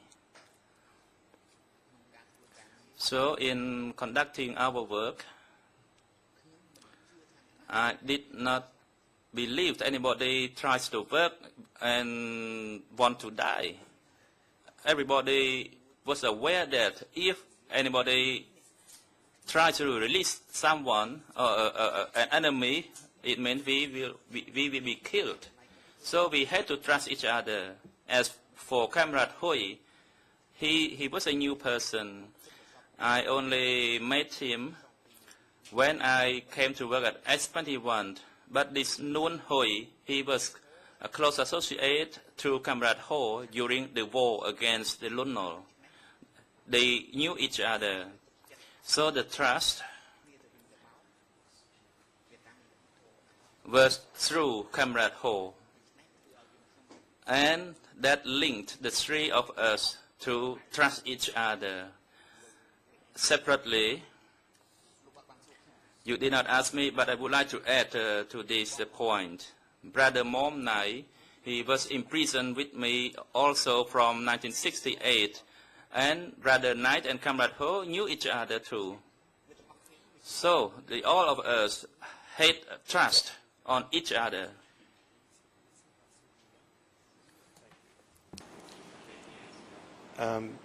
Your Honour, if document E3/28, introductory submission annex C number 9.1, in the Khmer version 00053007 to 00533037, which is the party statute, the CPK party statute, it refers to the obligations of party members to perform self-criticism meetings daily with their group.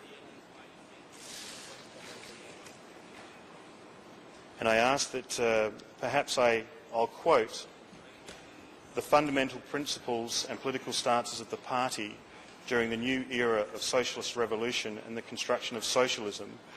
This is the fundamental principles on which the statute is based. It states, the CPK takes criticism and self-criticism as its daily routine and as its means to struggle to build the party internally in eradicating and altering faults and various confusions inside the party, and to push to expand the good qualities of the party to prosper quickly, non-stop. The statute then goes on at Article 2 and it talks about the duty of party members. And it states, in essence, that party members must strive to implement the daily routine of self-criticism. Are you aware of that obligation under the CPK statute? And were you aware of it at the time?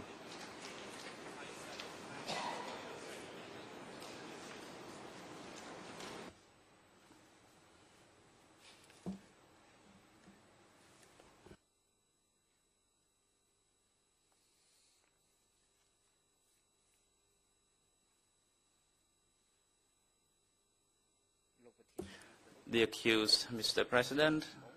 First, I would like to read the statute of the CPK statute in 1976 in the Khmer language. Through the internal duties, A, to have the duty within the party to have a meeting regularly on a monthly basis.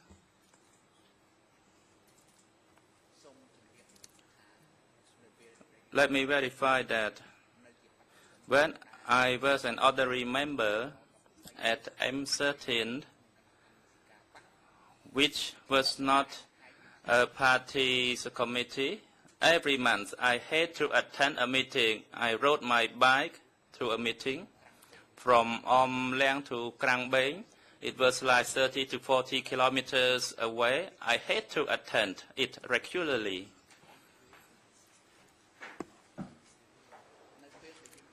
At the time that the three of us in the party's committee, the working conditions require us to hold our livelihood meetings. But due to the workload, it changed a little bit. It from the monthly meetings to like an opinion-provided meeting. When a problem arose, and during the annual meeting, then we combined all those issues together, and that's what happened. Thank you, Mr. Gangukiv. Can I ask you to read out Article 2, Part F, please, of the statute?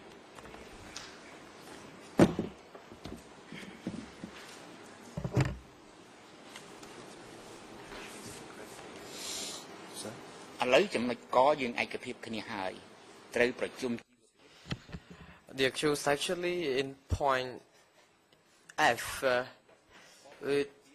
tried to exercise the self-criticism regime, the regime to review the revolutionary biography meticulously and regularly.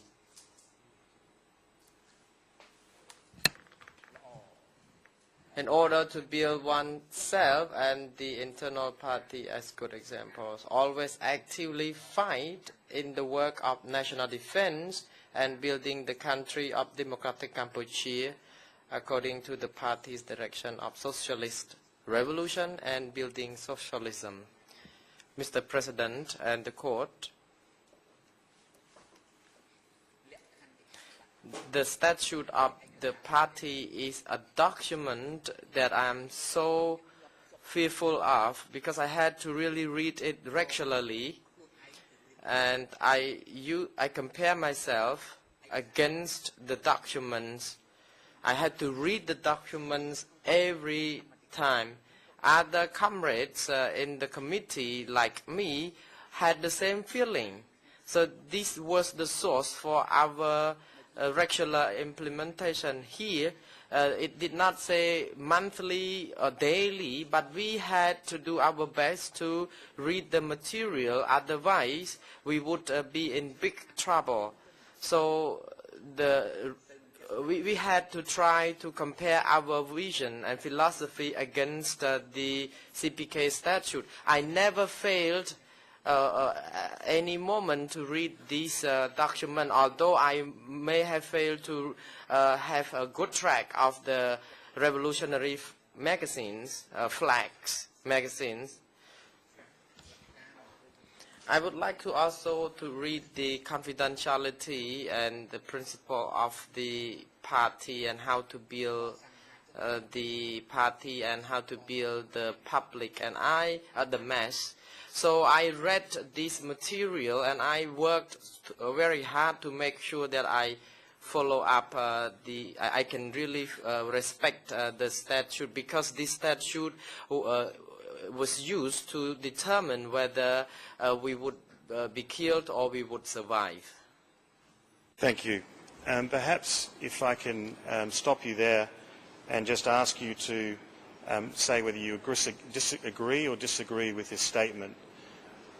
Do you agree with me that the fundamental principles of the CPK statute at paragraph 7 and at Article 2F require CPK party members to daily self-criticise? Do you agree or not agree?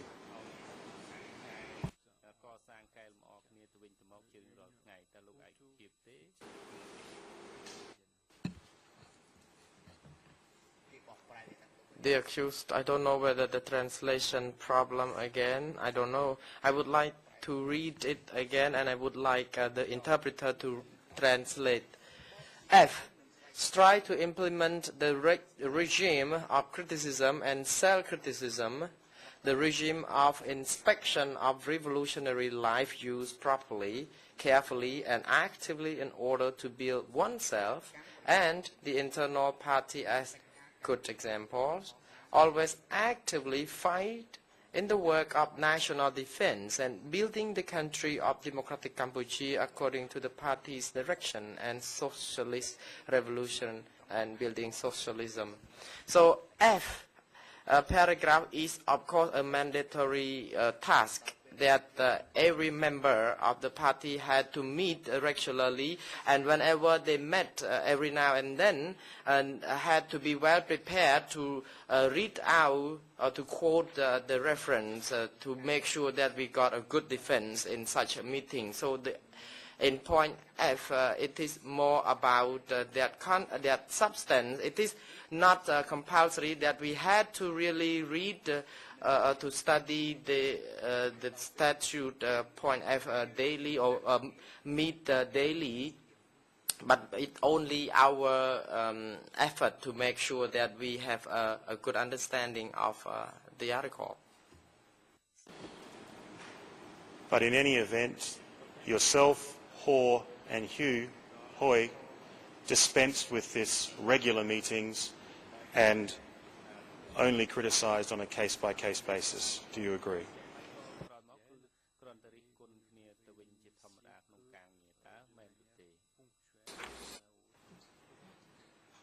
Response.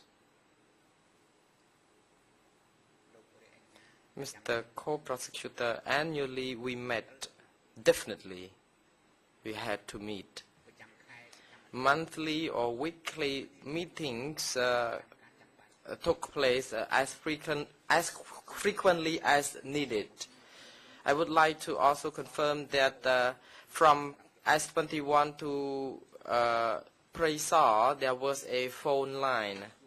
So if I wanted to meet Hoi, then I would ask somebody to connect him through the radio communication.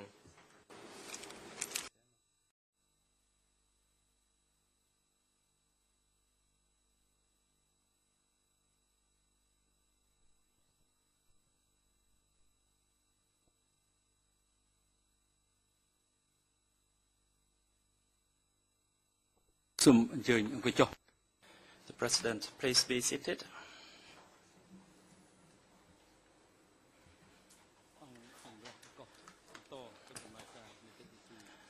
The chamber is now back in session.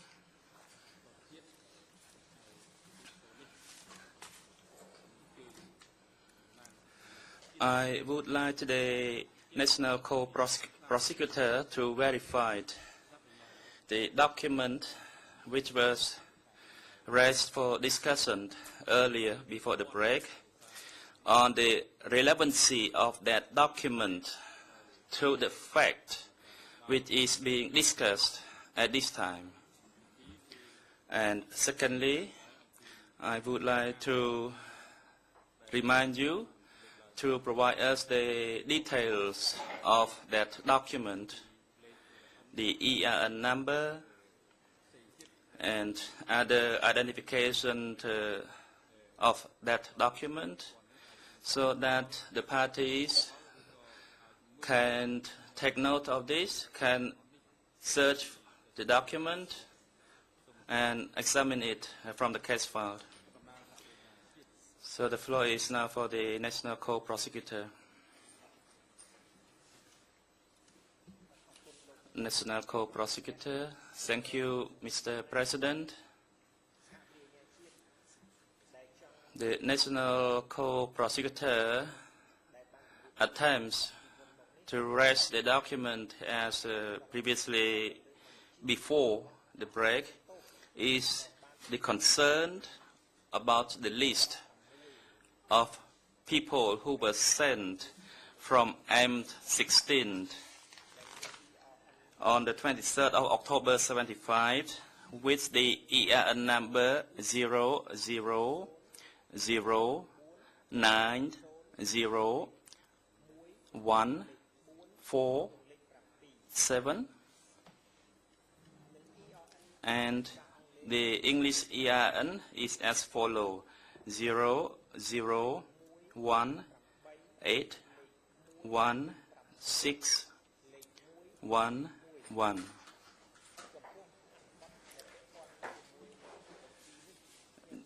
For the documents which are related to the list, I do not intend to discuss those documents. My main focus is only on this list.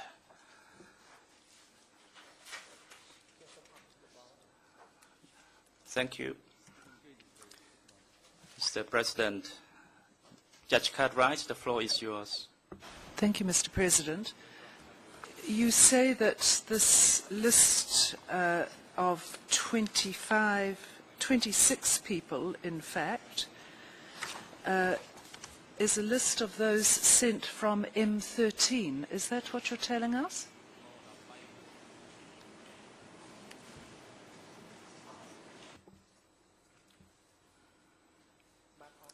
Co-Prosecutor. Thank you, Your Honor.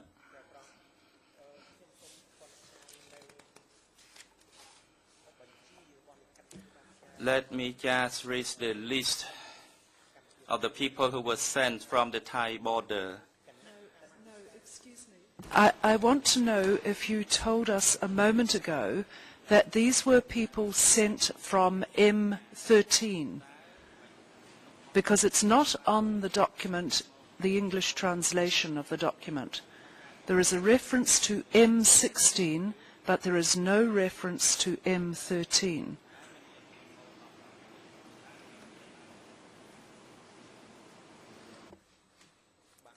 Co-Prosecutor, thank you, Your Honor.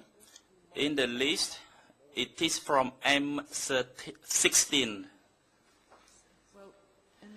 Could you tell me what relevance this list has to S21 and CPK policy?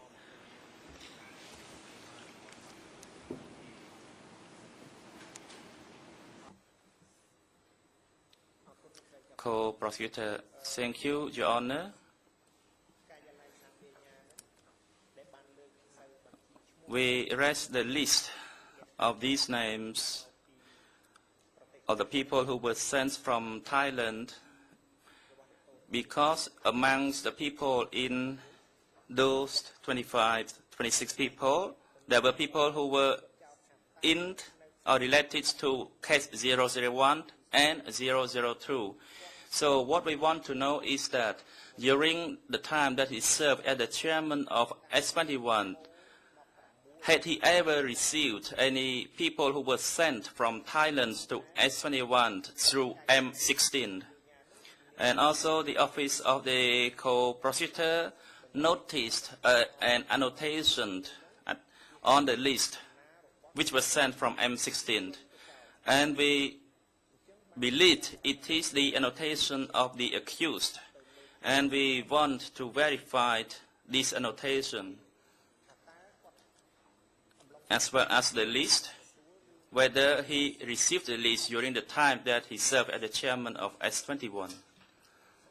Thank you. The President, Judge Lavange, the floor is yours.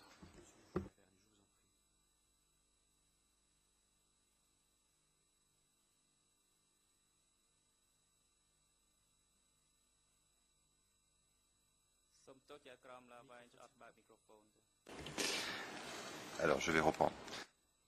Let me repeat, says Judge Lavergne. We have a document in Khmer, and it contains a list of names.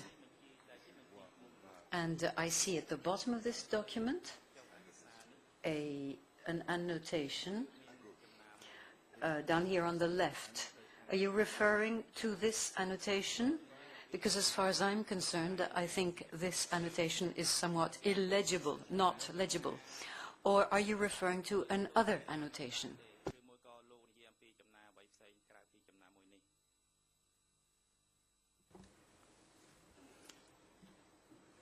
Co-prosecutor, thank you, Your Honor.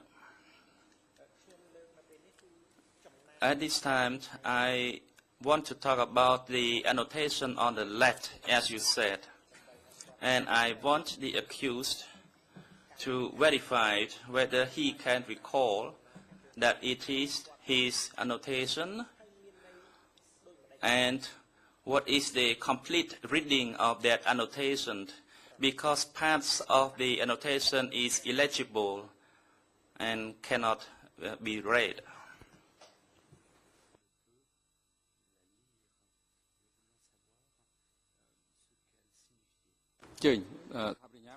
The President, the co-prosecutor, you can put a new question again to the accused, and the accused listen to the question and try to respond relating to the annotation on the document which is being discussed.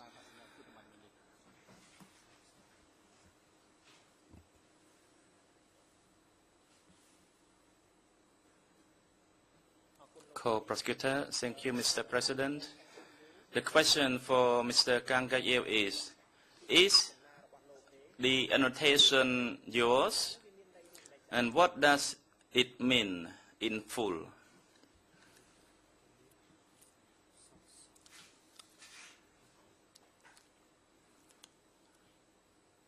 The accused, Mr. President, this annotation, although is half legible, I acknowledge it is my annotation. Although the signature is missing, but it is my annotation. And for other matters related to the 25 or 26 Khmer people, I cannot recall at this time. The co-prosecutor, Mr. President, my apology for the interruption. Can I ask the court official to present the document on the screen?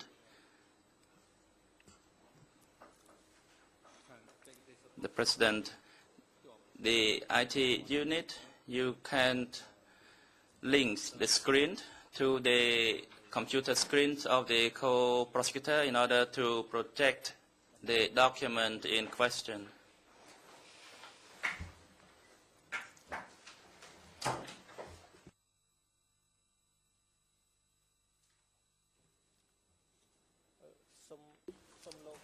Co-prosecutor, can the IT unit please show the annotation which is towards the bottom, which is now acknowledged by the accused as his annotation, and what does it mean in full? This is for the accused to collaborate.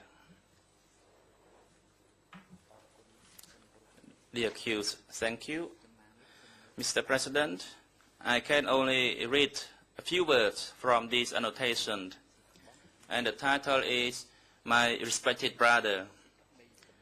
This is a copy of the letter which 25 Khmer people were sent, and the rest is eligible. I cannot read. So I cannot read the rest. I can only read the first part of the annotation.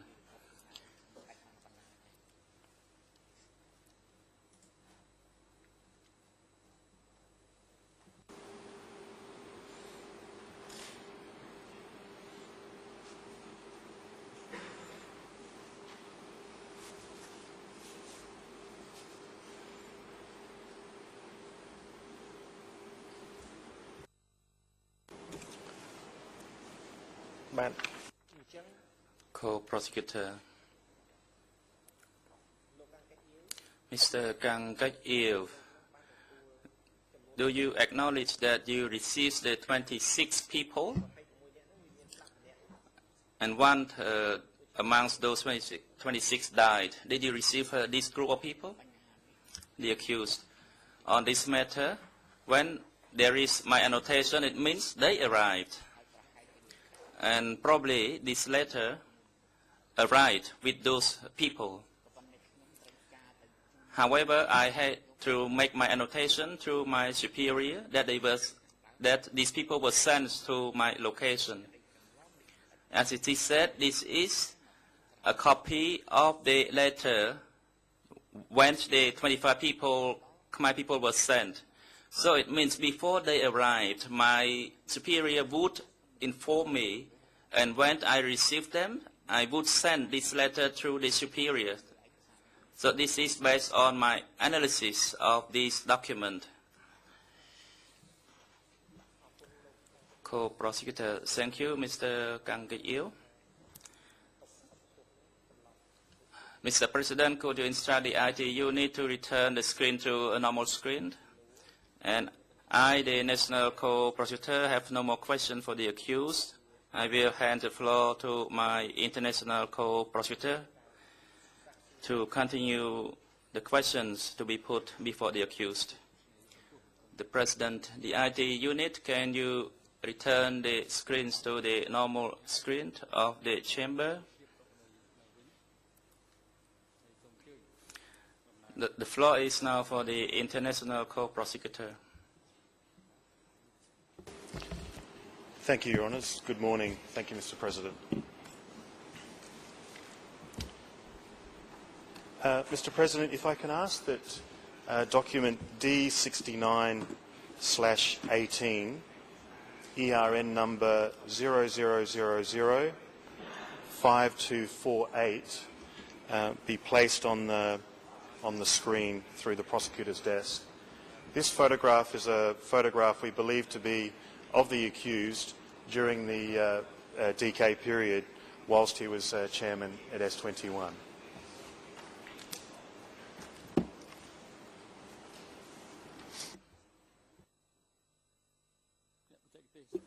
The President, the IT unit, can you link the co-prosecutor computer again?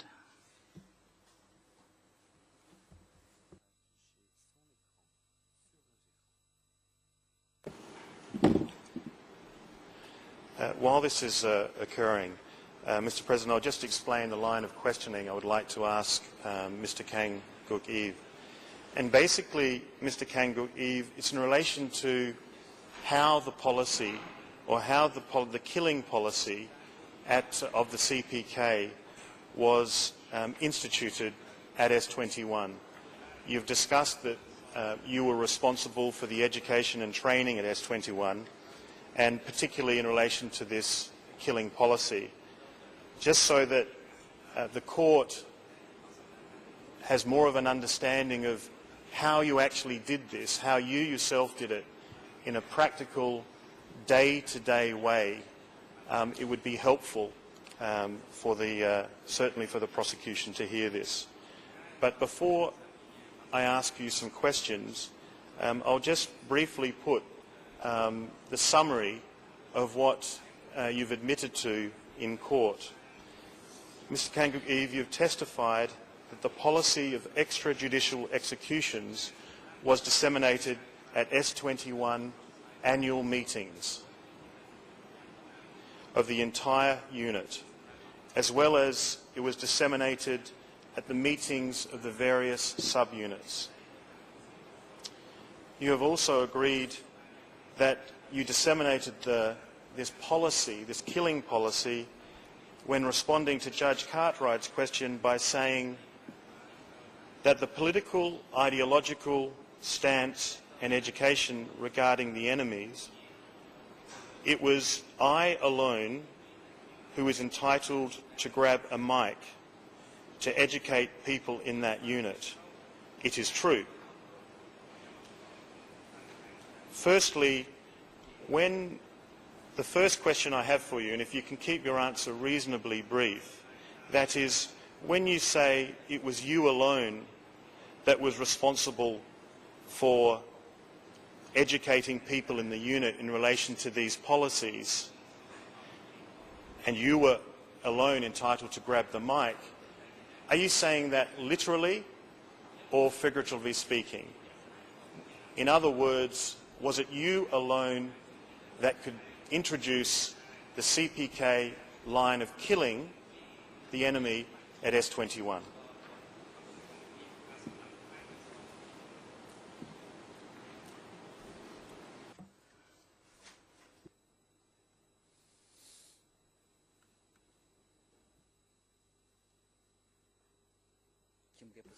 The accused, Mr. President. Before I respond to the question, I would like to clarify on two matters. One is the line. The class and the class struggle. And the CPK policy is that the enemy has to be smashed. This is the general policy of the CPK. And nobody dared to violate it. That is number one. And number two, for those who were sent to S21, S21 never requested for the arrest. Those four groups of people as designated in the decision of the 30 March 26, they sent those people to S21. And number three, which is the question raised by the co-prosecutor, at S21 I was responsible for the politics and for the policy and as a general chairman. So for political training regarding the enemy and the operation of the interrogation, only I was responsible. So for example, regarding this microphone, I had the authority over this microphone that is at the school at street number 95. And the school was facing the west, which is opposite to my house. I marked letter E on the sketch as shown by the co-investigating judges. So I can verify that I alone provided the political training at S21. This is my response to you. Thank you. I just have a follow-up question in relation to the photograph where it shows you sitting here with the microphone in front of you. You said that that photo was taken at the School of Political Education for S21. Is that right?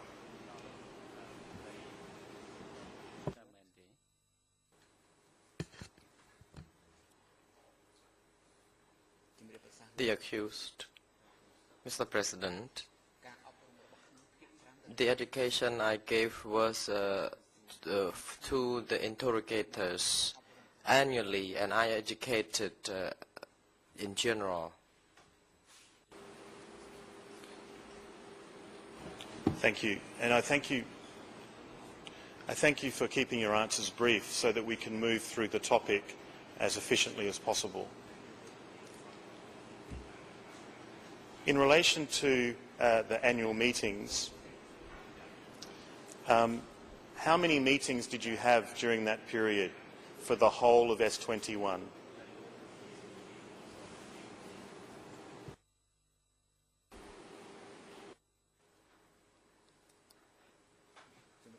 The accused, Mr. President, I have no documents to prove, but I can give response through my recollections, whether it is wrong or right, and we can discuss further.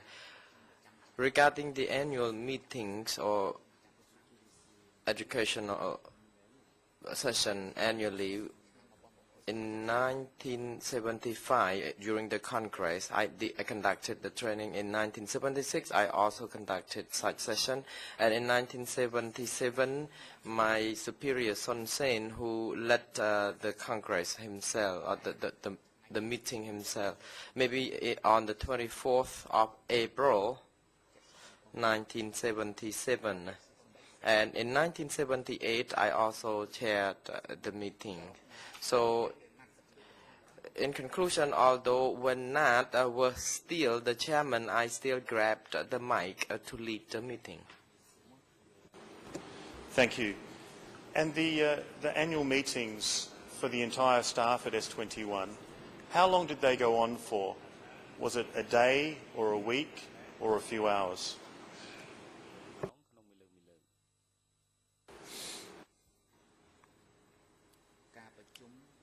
Response. So far as I remember, the meeting lasted for 1 day. If there is any study session, then the session would take longer. For example, people would be broken into groups to discuss the documents. Then the revolutionary biography had to be reviewed annually. That's why in such meetings it would last even 1 week. Thank you. These meetings, when were they held? Were they held at the same time every year or at different times in 75, 76, 78 and 77?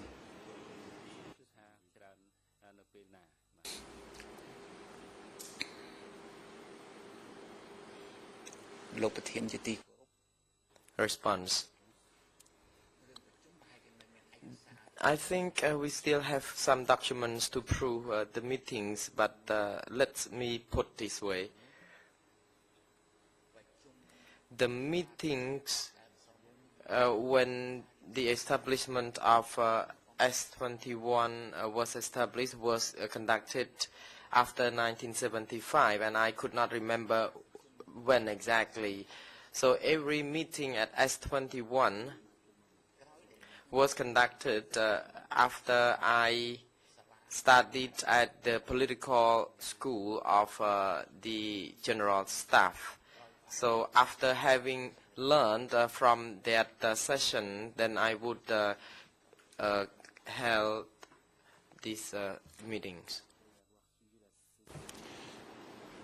Mr. Kangokiv, you've agreed that the policy of extrajudicial executions was disseminated at the annual meetings of the entire unit, and that's of the entire S21 unit. Is that correct?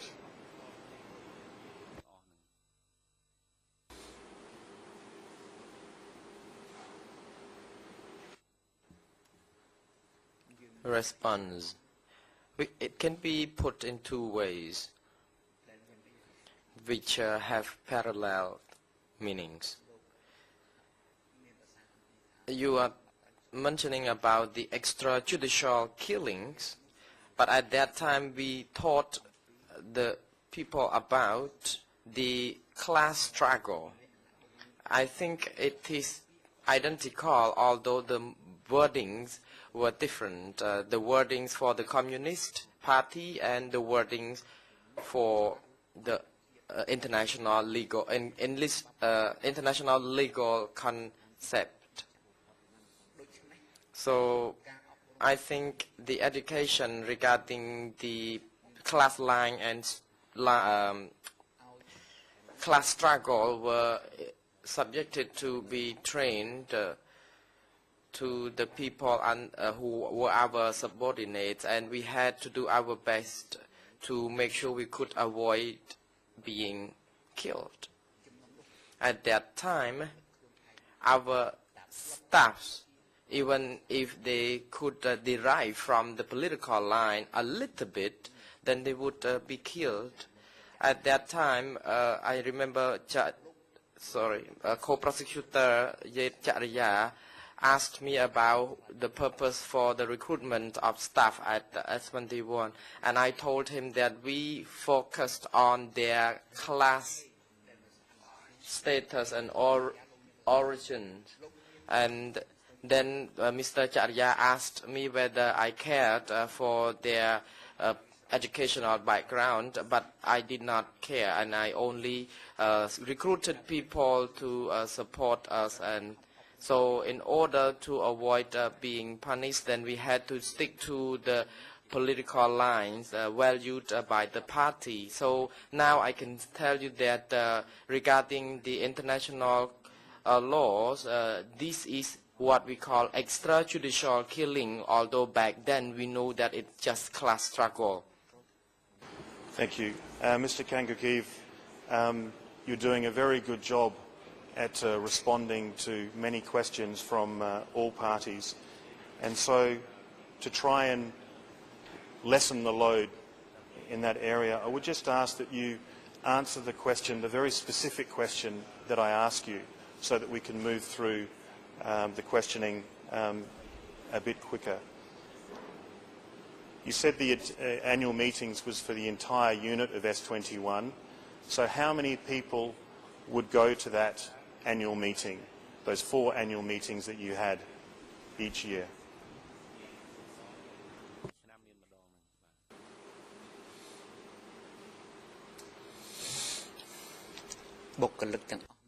Response. There were a lot of staff at S21. When I conducted the annual meetings, normally only the leaders of the sections or group were invited. Maybe there were about 30 people in each session.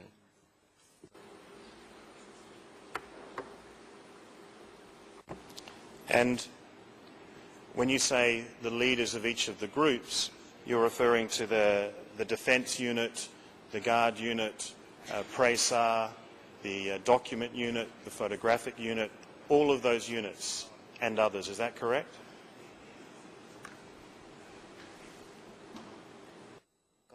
Response. I cannot recall how many groups there were actually at the moment. However, the groups you mentioned covered those groups, because there are 3 groups in the interrogation team. We have the hot, the cold, the chewing group. From each group we selected 1 person, and Pon attended the meeting at all time. And people from the special force, we had managed to get 2 or 3 of them, and from the defense group and also from PRESAR.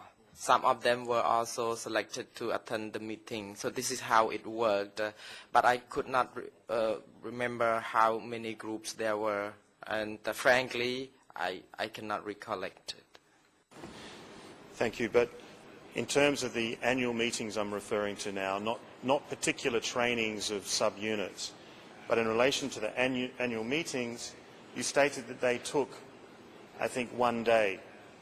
So are you saying that at the annual meeting, different groups had representatives and came for sessions throughout that day? Or are you saying that there was an annual meeting day for each of the particular groups that you had sessions with?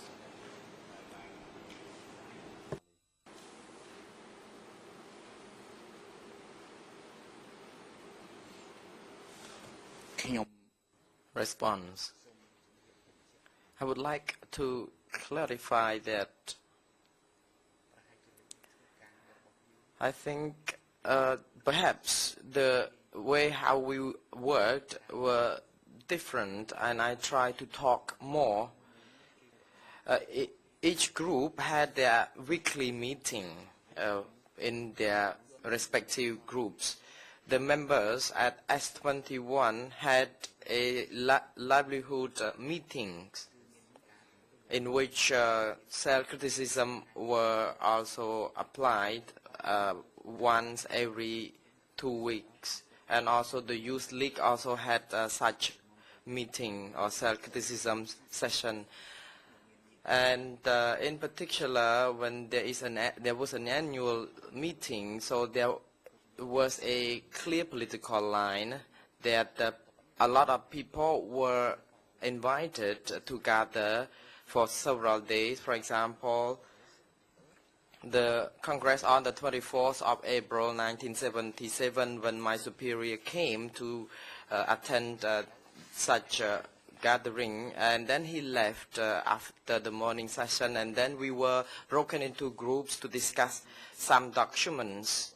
Then we conducted a cross-check of biography and revolutionary biographies, for example. This is how we conducted the session. And when we noted that there had been some important things related to the key interrogators, then we would just invite those respective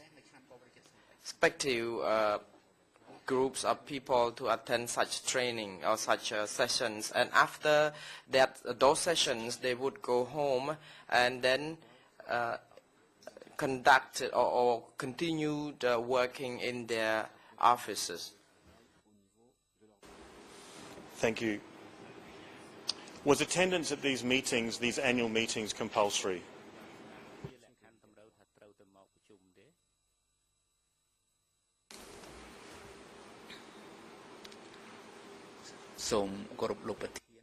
Response. Mr. President, the attendance in such meetings were selected from S21 by the committee at S21, and it was compulsory, and by way of selecting them also. Thank you. You've said earlier in your testimony in relation to M13 and also in relation to S21 that innocent people were brought into these organisations and they were made to kill. They were transformed. You've said that as an educator, your job was to dare them to interrogate and to dare them to torture, which seems to imply that from being innocent or from not wanting to do that in a natural way, that somehow or another you had to encourage them, you had to dare them to interrogate, dare them to torture, dare them to carry out the CPK killing policy. At these annual meetings, how did you do that? How did you encourage people to carry out this killing policy?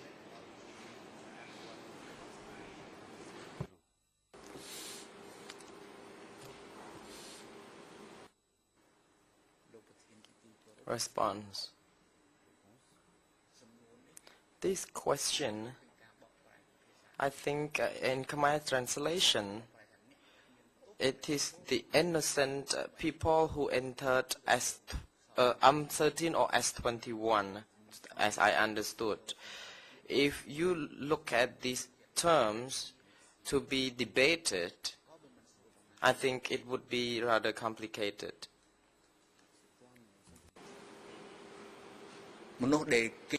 The people who were arrested and sent were made, the decision were made by the 4 groups of people.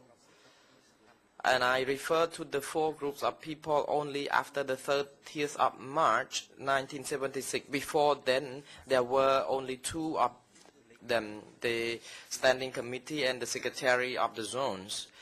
Before the 17th of April 1975, when the zones decided to send people to S21, then those people were regarded as enemies. So if you compare to the laws in force in other countries, then we called it a extrajudicial arrest. A misunderstanding. I'm sorry, I think you misunderstood my question. I was actually referring to the staff at M13 and the staff at S21 and how you would encourage them to carry out this killing policy. And now I'd like to refer you to a statement you made earlier in the case. In response to a question by Judge Laverne on the 27th of April 2009, at page 88 to 90, you testified that the education and training of youth interrogators to the direction of crime and cruelty was the same at M13 as S21. You said, in effect, you stated you changed young people from innocent to cruel. You trained them to, in an extreme situation, to dare to interrogate their race and do anything they ordered. You said you trained people in this cruel movement to kill people, detain people. You said education played an important role to make innocent people cruel. You said the one who made the education was me, to turn them to be extreme, to be absolute. So the question I'm asking is, at these annual meetings where you say the policy of extrajudicial executions was disseminated, how did you do that? How did you encourage them to do something that they would otherwise not want to do?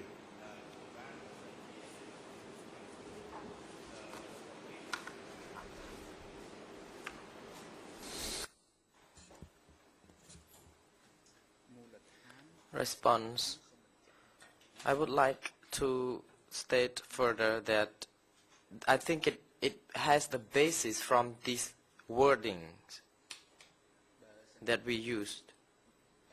If we stay firm when it comes to the term innocent people, then I think there would have been controversy in implying the words. Because when people were sent from the standing committee or from the zones, were presumed enemies already. And after the 17th of April 1975, people who sent by the 4 groups of people were enemies, and it's easy to convey the message of the term of those people. As I told Judge Lavenge, we educated them to have a absolute class stance.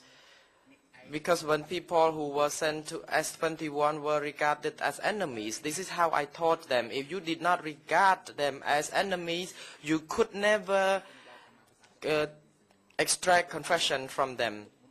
So I talked to every cadre to regard the people who were sent as enemies. Otherwise, we would have contradictory opinions toward the parties, and we would be ending up in having problems ourselves. So we had to be able to beat the enemies, because it was allowed by the party, and we could never arrest anyone which is contradictory to the political, the party's line. So I think this is how it operated. So we use this language, although it is different from what people could view the wording. So it is just the philosophy of how the communist people would like to use at that time. So the crimes derive from the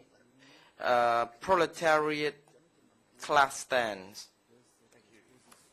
And perhaps would it be fair to say then that you're saying that the annual meetings were more philosophical in terms of the party line, and would it be fair to say that the meetings with the subunits on a more frequent basis were where it was explained how practically to carry out the party policy, the killing policy? Would that be fair?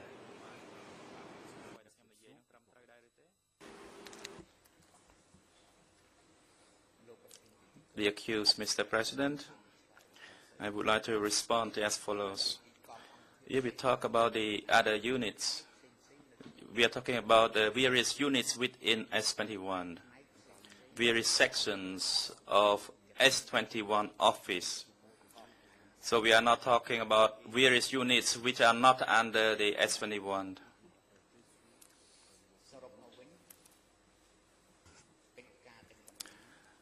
All the works that I did, I educated, I supervised the implementations and directing them for the implementations of the CPK policies. This is my short answer, and I am not sure whether it reflects to your question. Thank you, Mr. Gangukiv. I would like to, just before I move off from the annual meetings and what you practically did there, and start to talk about the meeting units of the meetings of the subunits, can you explain when the annual meeting commenced, were you the only one that actually lectured at those meetings of the CPK policy, the only one?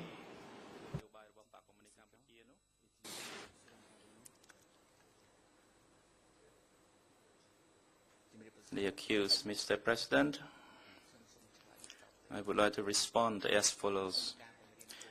In lecturing the policy at S21, as I have repeatedly said, and I would like to make it clear this time, I the only one who teach the policy for the entire S21 unit.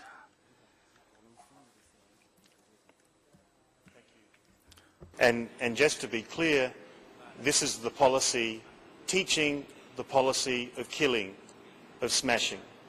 Is that correct?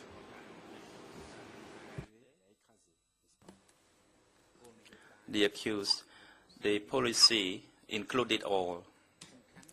Importantly, the policy of being absolute, or the strategy to defeat the enemy from one stage to the next, which was taught by the party. That was the policy. I did not object or reject, but because the language is slightly different, so maybe there might be a misunderstanding. When I taught annually, I taught it repeatedly, and the language of Pol Pot is that when you walk, the sword, the sharp sword is the one that is used, not the one which is in its case. So you have to use it to cut it, and then you have to sharpen it. So the comrades at S21, I, the first one who implemented the duties assigned by the party. And after that, I taught my subordinates, that is, I sharpened the sword, and then I use the sword again. So that is my practice. So when you talk about the killing, it is in a case which is a bit hard to understand each other. So this is my response. Thank you. And would you agree with me that, I mean, education and training at S21 in relation to CPK policy was extremely important, and important enough that particular buildings were set aside for that purpose? And if I can go on, you stated that you took over the Bethlehem Church near the school was built. An education and political school was built for the purpose of training S21 staff. Is that correct? The accused, that is correct.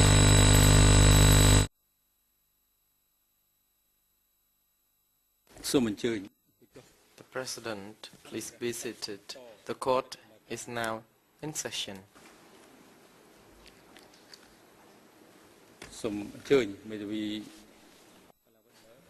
Here, representing Group 1, Mr. Alang Werner, you can now proceed putting further questions to the accused. I'm grateful, Your Honours. Sir, I just need to ask you two more questions on those lists. And my first question is this. You told us before the break that some of the lists of enemies which were made based on or made by people, the prisoners at S21, some of those lists made their way to the zone secretaries, and you explained very well how it went. You explained very well the route. Now, my question is this. As far as you know, what did the zone secretaries do with those lists when they received them?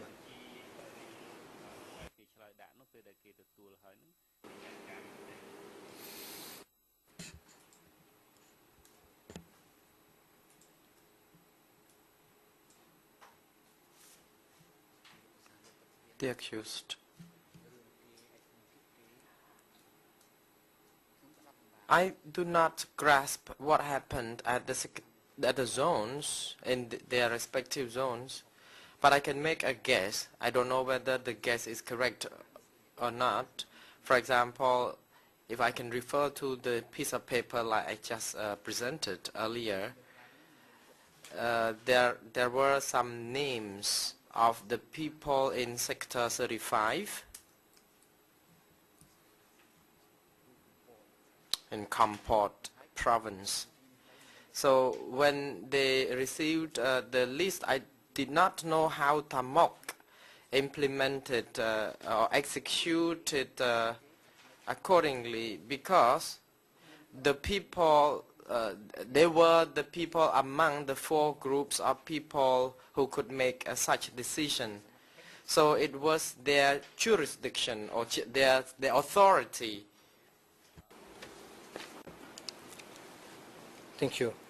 Now, about my second question is this, about the second kind of list allegedly, according to Mr. Etchison, list made by the staff, compiled by the staff of S21 based on the confession. You just told us before the break that you disagreed with Mr. Etchison, and then that according to you, no such lists were made. So I would like to present you with a document, and I'm grateful to the Office of the Co-Prosecutors to have drawn my attention to this document, and I believe that this document can be placed in front of their own computers. I'm going to give you the reference of the Khmer, the original document in Khmer, which is ERN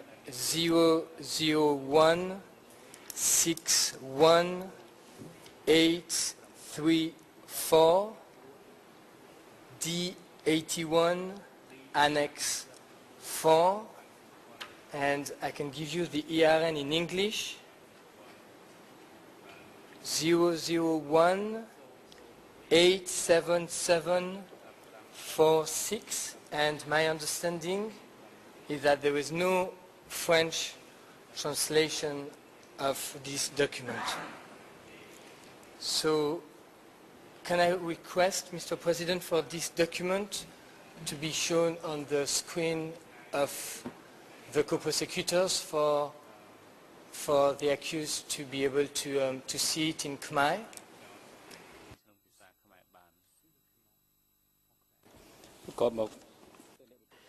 The President, the AV, please connect the screen to the screen of the co-prosecutor so that it can be projected. And the co-prosecutor assistant, could you please make sure that the document is populated to the screen?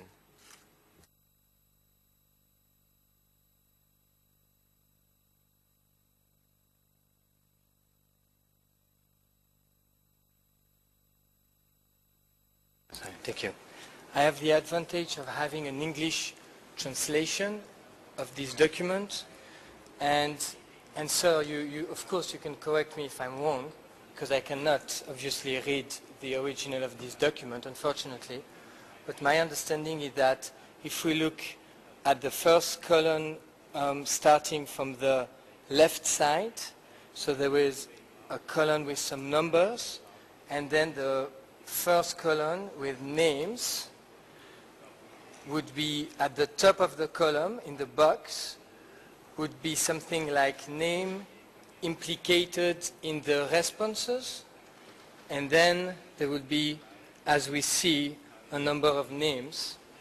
And then, if we follow on the next column on the right, would be duty and location. And then, there are some other boxes, smaller ones, and that will be names.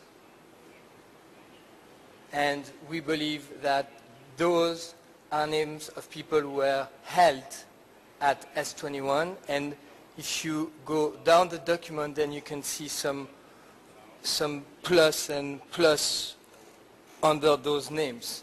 And my understanding, and of course I would be happy to be corrected if I am wrong, my understanding is that that document was found at Tulslang, and it appears to be precisely a list of names and of information which allegedly could be a collection of data based on confessions at S21.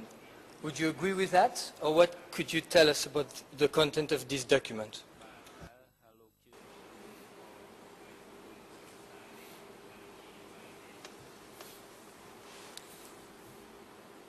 The accused, Mr. President, the originating source of the list is from an individual confession amongst the 8 or 9 individuals. So there are 9 of them all together.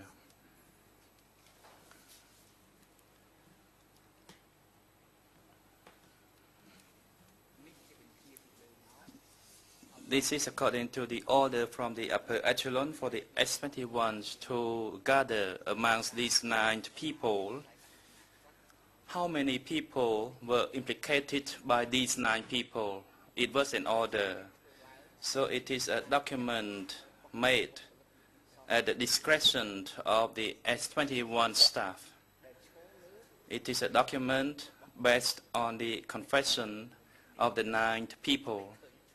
So you can see the name, Wen, he was implicated by 4 people. Priep Nhan was implicated by 3 people.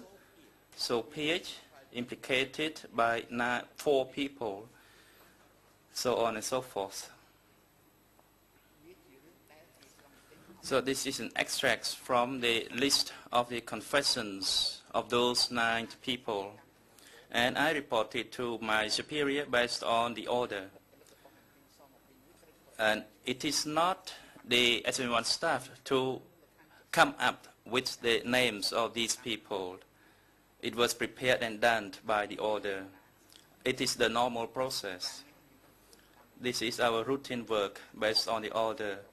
When we had the concrete source of the original documents, we would prepare such document.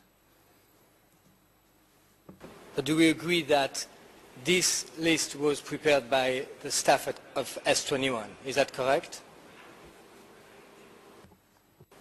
The accused, there is another word, based on the actual concrete documents or the confessions of the prisoners. I follow you, sir. I do follow you. But my question is, the list with the tables, the columns, as we can see it on your screen, that was done by someone or several people from your staff at S21. Is that correct? The accused, it was made by the S21 staff based on the confessions of the enemy. You had to add the last phrase to make it clear. I do understand. And you said that that was the, I believe you said the normal practice. How many of those lists were made at S21, if you can assist us with that? The accused, when I said it's a normal practice, in that case, because we were ordered by our superior, that's when I meant the normal practice. We follow the order of our superior. And how many lists? We can collect those surviving documents and we can count them together. Nobody would reject it, because that's what happened.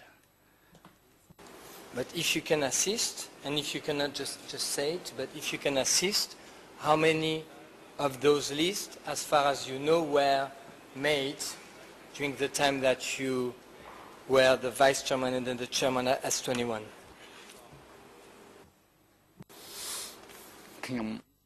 The accused. Let me inform the President that I am not clear on this point. Probably there is a collection of the list and I report it to the superior in regards to the division 170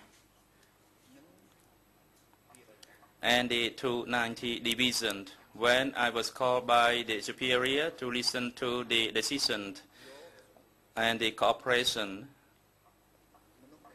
to bring the people to be arrested, to be brought to S21 on the 16th September 76.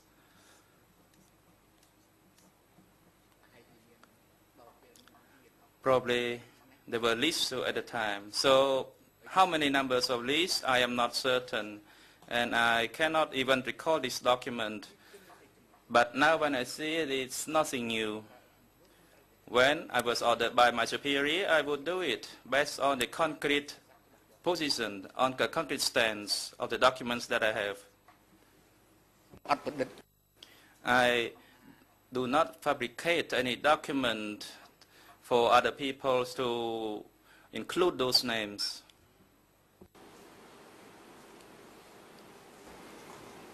So my understanding, what you're saying is that there were other lists, but you cannot precisely say how many of them were made. Am I correct? The accused, that is correct. At least the 170 and the 290 divisions would have the list. I do not know how many surviving documents that are remained today. Thank you. And the document can be taken off the screen. I'm grateful for that.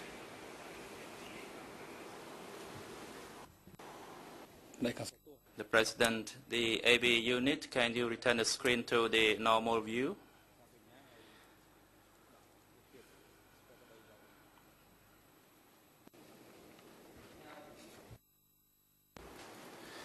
So, on the 28th of May, the day before we broke off on the Thursday,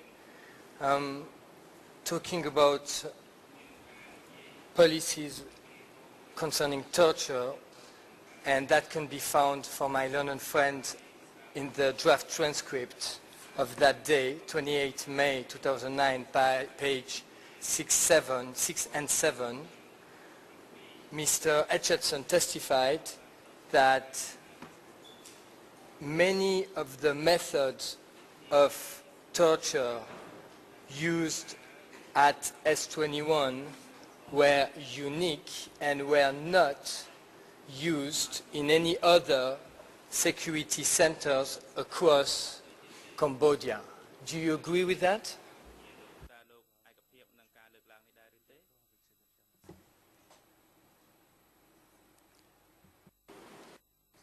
The accused, no, I do not agree to it.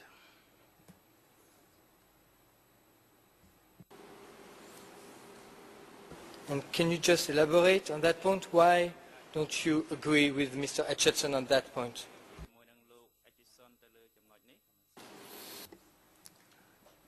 The accused. First, the documents of torture method, what documents did he rely on? So we have to analyze those documents and examine them. Two, at other security offices, how many documents that he examined regarding the torture methods in those security offices? He can reveal those documents before the chamber so that we can examine and see whether the S21 was too extreme compared to the other security offices, or S21 is comparative to other security offices. He has to present those documents. And just to understand what you think, do you think that the methods of torture were the same than, sorry, let me rephrase it. Do you think that the same method of torture were used at S21 and in other centers across Cambodia? Is that your view? The accused. Let me state that I, myself, and other Santebal offices have no communication. So whatever they did, I do not know. Whatever I did, they did not know.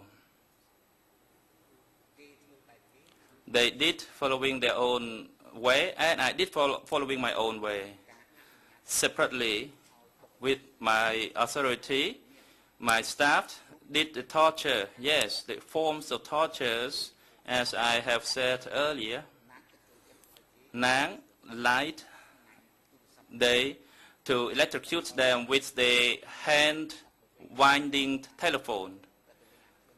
And later on, they use also the electric outlet from the wall. That is one form of torture. And I do not even believe it. Edison said that they also use electrocution at the countryside.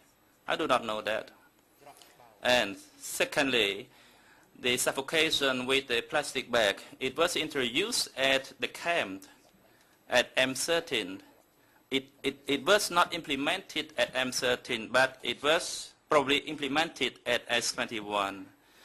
Therefore, in principle, I allowed 4 types of tortures, but it also depends on the implementers. Sometimes they overdid it or use various forms. For example, the pulling the fingernails, or use wet cement on the face of the prisoner. I was not sure whether it actually happened. And it was also said that by burning the breast or using poisonous insects to bite the prisoners, I do not believe that. So these forms of torture was a fabrication. It did not happen. And I think either Edison fabricated it or other people fabricated it and told Greg Edison. So this is about what happened at S21. So we need to look at the documents and to analyze those documents. As I told the chamber, whatever is said about the role of S21, it should be extensively discussed. Otherwise, I would not accept it. I will not avoid from the responsibility of the crimes on those 13,000 plus people. I do not avoid the responsibility. I accept it all the time. However, for the detail, we have to talk in depth of what really happened. We have to put the issue in front of us, and we have to examine and discuss all together, and not just based on one side. Otherwise, I would not accept it. Thank you, sir. You answered my question. Now, moving to another topic, Mr. Hutchinson also spoke about the confessions and the way the confessions were obtained throughout Cambodia in security centers. And he said, and it's again the same day, 28 May 2009, for my London friends on the draft transcript, it from page 15 to page 17, Mr. Etchison said that in security officers throughout the country, there were some confessions obtained, but he said that they were not obtained in great details and with the same precision than in S21. Do you agree with that?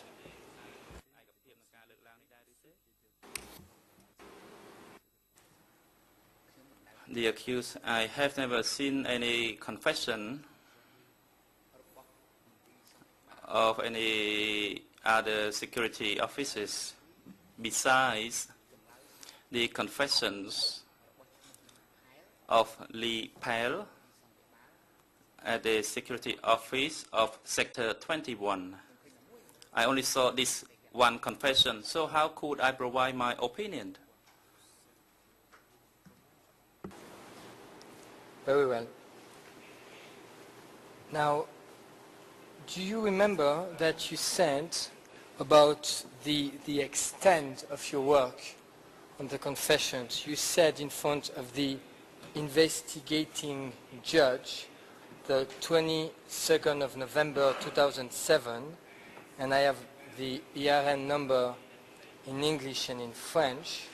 The ERN number in English is 001 53565 to 001 53576, and in French 001 53442 to 001 53455. And I do not intend to put that document in front of you, although I consider that having read the ERN number and summarizing the content of that portion of that transcript of that day, that will be put in front of the chamber. But on that day, you said that your guess estimate for the years you spent at S21 was that you would have reviewed about 200,000 pages of confession over the period of time you were in charge of S21. Do you remember having said that?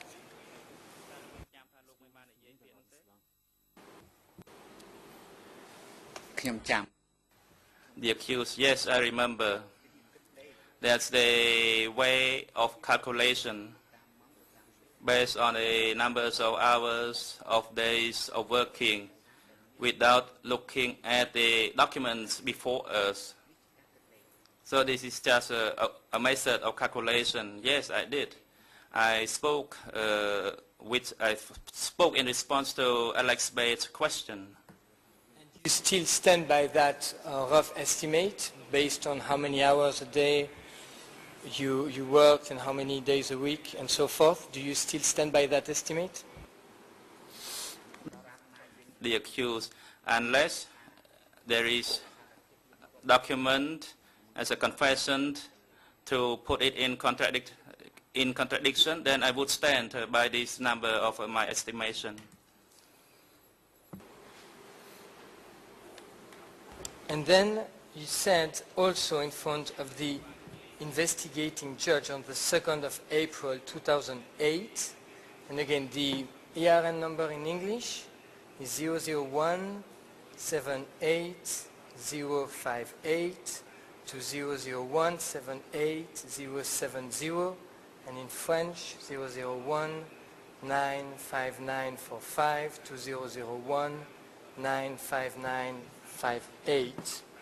You said that you were asked to redact the confessions, for example, to remove names from some confessions and to destroy some of the confessions. And then you said as well that when you were asked to remove names, then what you did is you kept a copy of the non-redacted confession, and then you specify the fact that the name was removed in case it was decided ultimately to arrest that person. Do you remember that you said that to the co-investigating judges?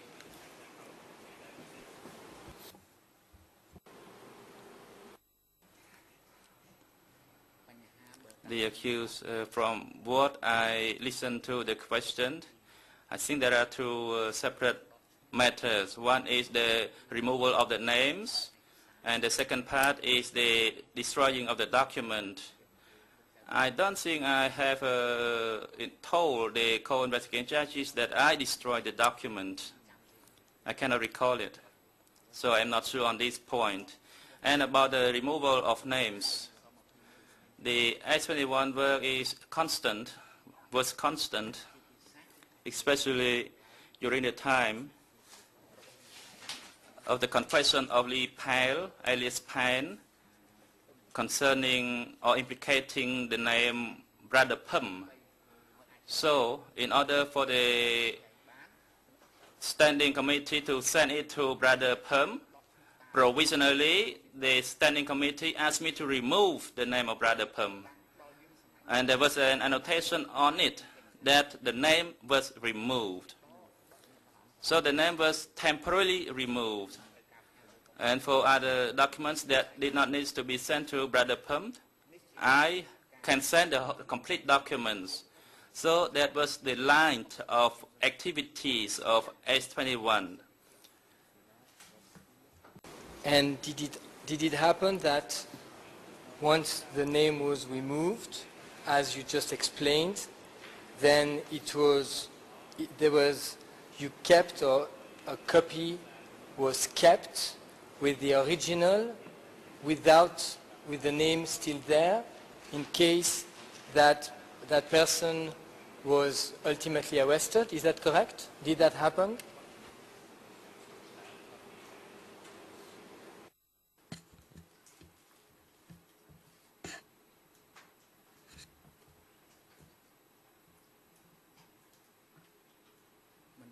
The accused. I don't remember how many people involved in that case, but there were very few cases. For example, Susno alias Chuk was implicated, but in the document sent to Brother Pum,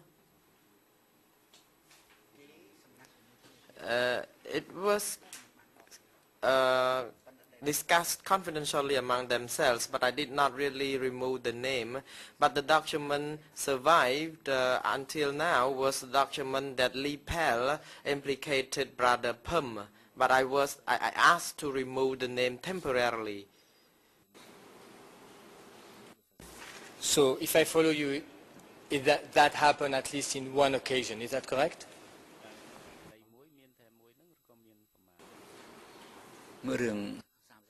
The accused, could you please stop challenging me with that kind of question, because it has been more than 30 years. I can't recall.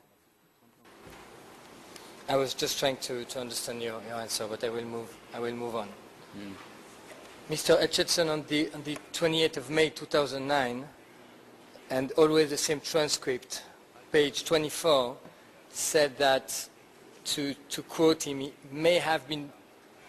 Pol Pot himself may have been responsible for some, sorry, let me rephrase that. He said that Pol Pot himself may have possibly intervened in removing the names in some confessions. Pol Pot himself intervening, removing names in some confessions. Do you agree with that? The accused, could you please repeat which name were removed? His name personally, or other people's name that were removed? Mr. Etchison did not give any details, but he said that Pol Pot may have been responsible for removing himself some name from confessions at S21. That's what he said, and I'm happy to find the transcript because I have it here and to quote it directly. But if that is enough, do you agree with that general statement?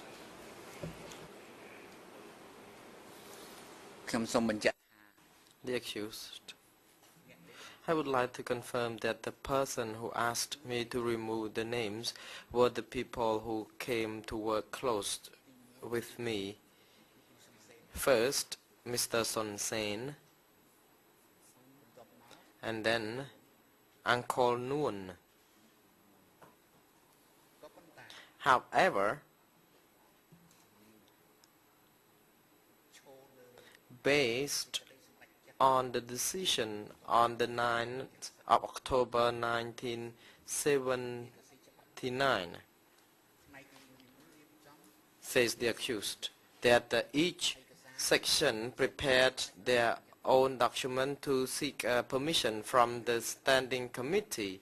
So everything, although Brother Paul ordered directly to S21, the document would be used as the base for the argument that there must have been a decision made from Brother Paul already that such a permission was allowed.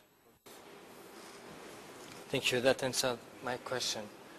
And Mr. Etchison, on the 28th of May 2009, the same day, can be found in the draft transcript in English, page 28-29, said that your constant work and analysis of the confession extracted from prisoners at S21 fed the paranoia of the standing committee and therefore participated to the magnitude of the purges. Do you agree with that?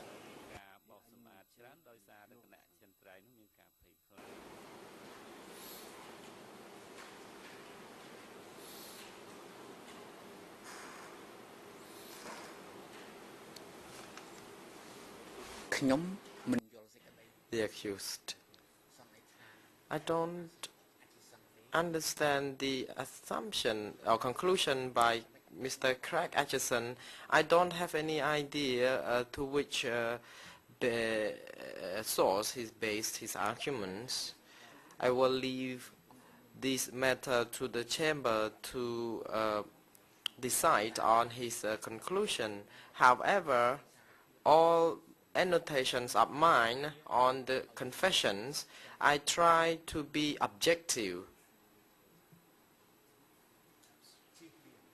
and try to avoid being at risk of my life, because if I try to annotate that shows that I was biased toward any particular individual, then I would be in trouble. So I would like once again to leave the conclusion of the witness, the expert, Mr. Craig Atchison, to the chamber to decide at a later date, and whether my annotations were objectively made or not, it's now in the hands of the chamber.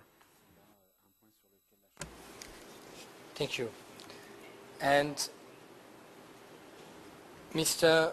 Atchison, on the line, and in the draft English transcript, it's page 46, said, and I will quote him, "However, I believe I can say that none of that evidence suggests the kind of direct, personal, daily relationship that the accused person had with Sun Sen and Nun Shia existed with respect to any other Democratic Kampuchea Security Office." Do you agree with that?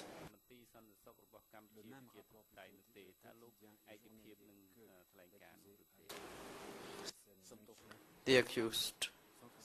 I'm sorry, I think I cannot really follow your question. Could you please repeat? Let me try to paraphrase it. It may be easier for you.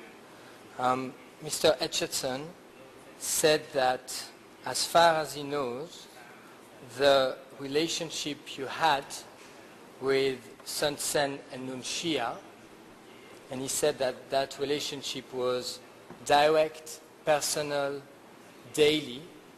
That relationship was unparalleled and did not as frequently as needed.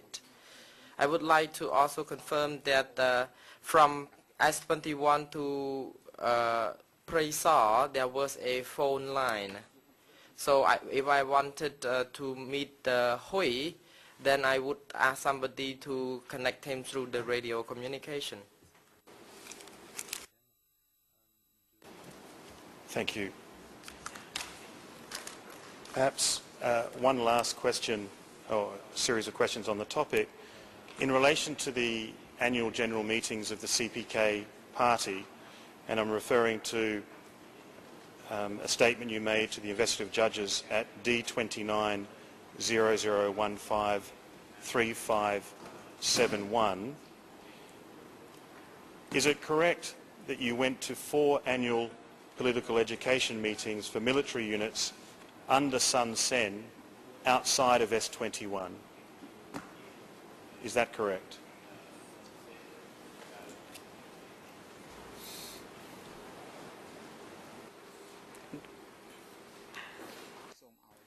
The accused. Mr. President, could you please ask the co-prosecutor to repeat that question? I think I may have not followed it. Perhaps I'll cut it shorter. You attended, did you not, the political education meetings for military units under Sun Sen in 1975, in 1976, in 1977, and in 1978. Is that correct? Yes or no? The accused. Thank you. In 1975, in 1976, 1977, and now in that 3 years we attended the training in the trainings in which my superior, Mr. Son Sen, gave the presentation. But in 1978, my superior and the other people of the military unit already went to the battlefields, so there was not any significant event left here at the back.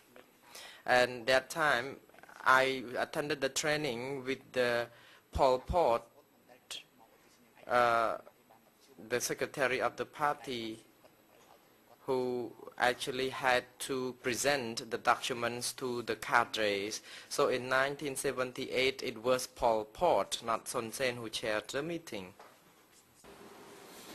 Thank you. And just so we're clear, in 1975 and 1976, these political education meetings were held near the Olympic Stadium. Is that correct?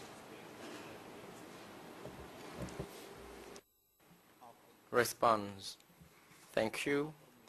The political trainings in 1975, 1976 took place at the basketball court of the Olympic Stadium. In 1977, there were more people than Son Sen. My superior did not use the basketball court, but he used another adjacent place for housing such a training. But the same presenter still chaired the meetings. And in 1978, when you went to the political education meeting which Pol Pot chaired, that was at a venue close to the riverside, is that correct, in central Phnom Penh?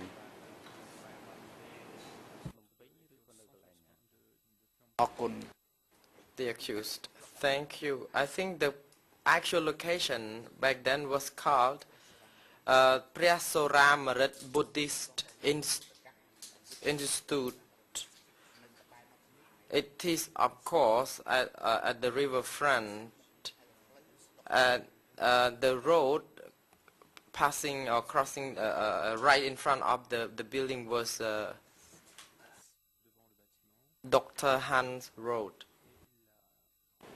Thank you. And you stated to the co-investigative judges that Pol Pot personally came and gave the political lessons to the chairpersons of the small units, and you included S21, and the state stores, the tailoring group, and also he gave the lessons to large units, social action, health ministry. You also stated that he came to greet the participants along with Nuon Chia, Yang Tarit, who were present, and you attended with Ho. Is that correct?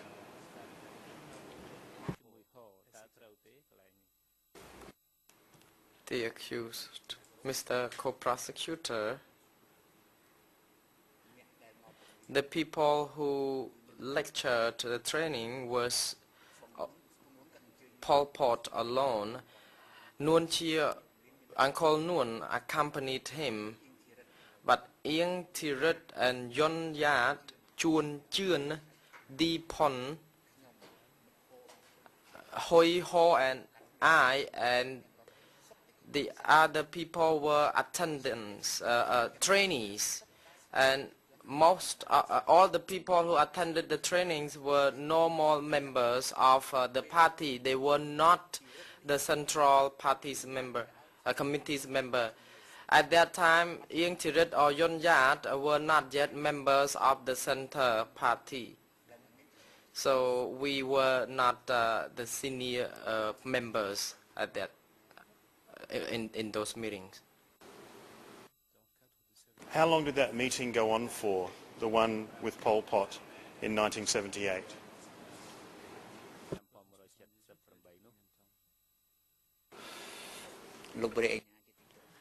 The accused, Mr. Co-Prosecutor, I do not want to use the word meeting because during the meeting I had the right to meet, talk or give speech, but at that time only Pol Pot gave the lecture. I, Ieng Thirit and Yon Yat, Chuan Chuen, Ho, Hoi were only copying from what being lectured.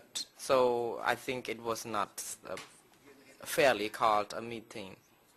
So I think we studied for 3 days and then we met to discuss the documents for another 3 days before we met again to write the biography when we were broken individually to write our separate biography, and then we brought them together and cross-examined the biographies. Altogether it took about 10 days. Then during the first 3 days, Pol Pot came, and he came the last day also to end the event. Was this annual meeting in 1978, was it 10 consecutive days, or did you have a break, like the weekend off?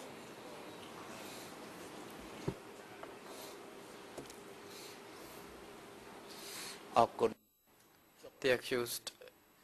The meeting lasted consecutively, and after the meeting we broke into group to discuss the documents.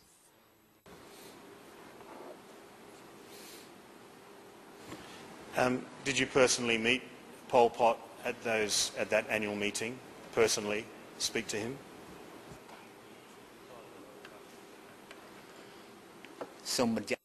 The accused. There was a protocol, clear protocol for such a session, although during the training session he did not come to talk privately with any trainee, so this is the firm policy. So I would like to also state that on the 7th of January 1979, when we left Phnom Penh, I only met Pol Pot in a meeting on the 17th of April and the 30th of September and the 6th of January 1978 for another time when Pol Pot attended the anniversary of the victory of the Khmer Rouge soldiers over the Vietnamese, and we also met him once more time. And every time when we met, I think we were far away from one another. It was about 10 meters. So this is a fixed protocol that they did not really communicate personally with any individual trainee to avoid being jealous by the trainees. Jealous because he was the head of the CPK.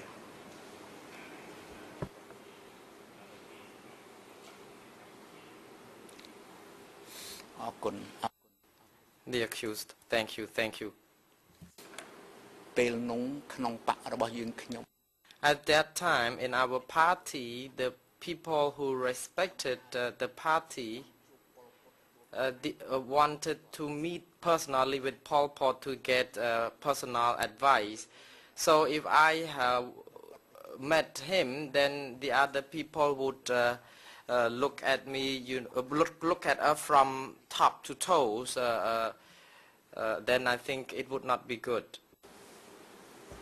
And do I understand you correctly that in 1978 you were in the presence of Pol Pot on about 4 or 5 occasions? Is that correct? You gave a series of dates, and did those dates relate to 1978?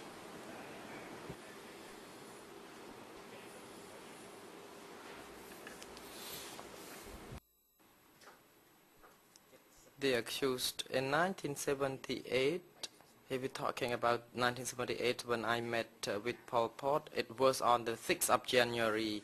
It's about one morning when Pol Pot attended this anniversary to commemorate the victory of the Khmer Rouge troops over the Vietnamese who invaded Cambodia territory. I don't want to go deep inside to the speech he made. I only recall the event. Later, I studied at the Soramarit Buddhist Institute. I would like to go back a little bit. When Paul conducted the ceremony to commemorate the Khmer Rouge troops, it was not at the Soramarit Institute, but it was at the Borai Kaila.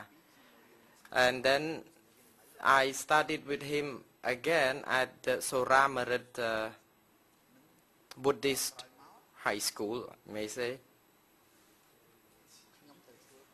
Then I attended a ceremony of the party at Olympic Stadium at the basketball court, and he was the chairman of the event.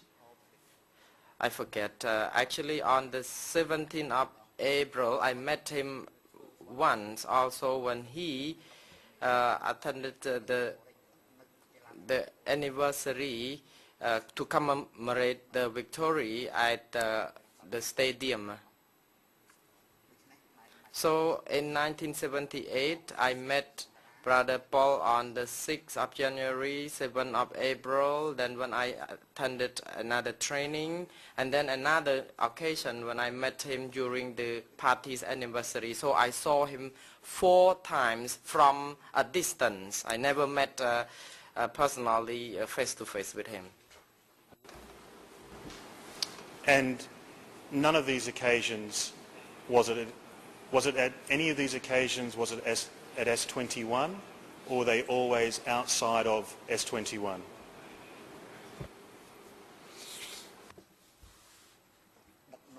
The accused. The leadership level who went into S21, there was only one, my superior, that is Son Saint. He went there 3 or 4 times. That's the only one leadership person. And the rest did not go to that location. Just 1 or 2 more questions. And I just want to refer to the annual political education meeting that went for a 10-day period in 1978. What 10-day period was that? Was it early 78, in the middle of 1978, or was it towards the end of 1978? I'd like you not to guess, but try and think.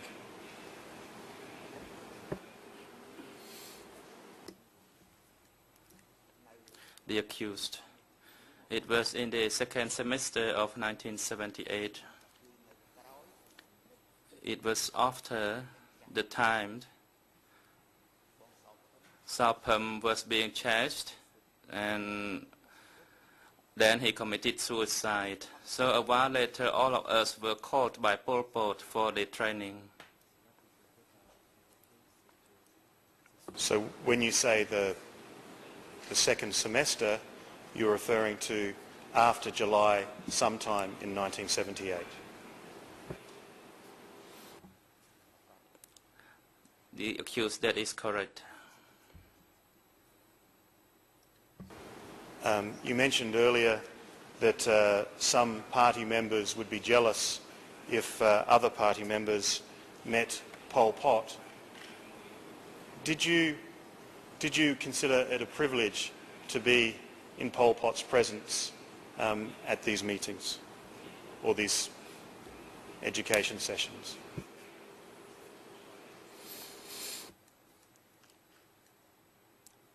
The accused.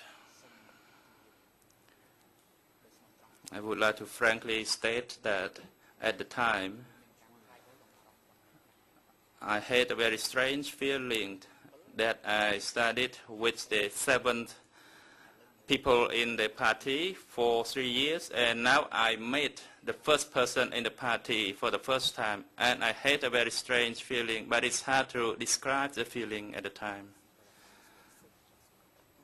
Did it make you feel good to be in his presence?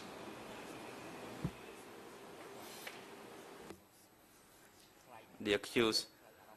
The strange feeling means, you know, the good feeling, says the accused. Thank you, Your Honour. I have no further questions.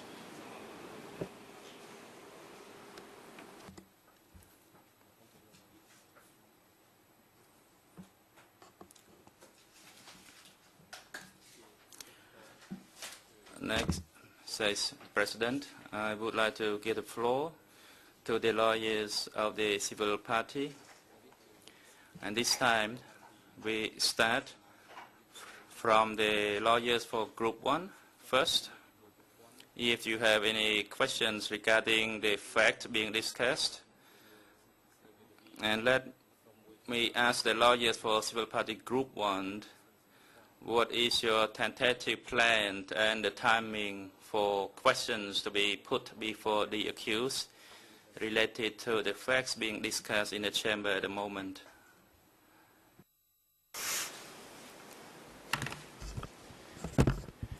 Good afternoon, Your Honours. To answer your question, it's always a bit difficult to say because it depends on how long the accused is answering each question. But I can commit, and if not, then I will just shorten my questioning. I can commit not to have more than 1 hour, not more, in any case.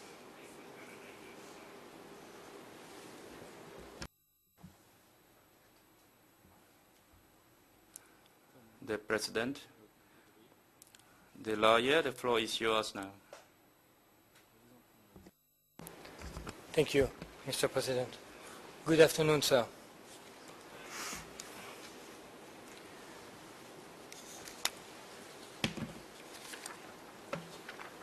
I would like to start with a portion of the evidence given by the expert Etchison before the break.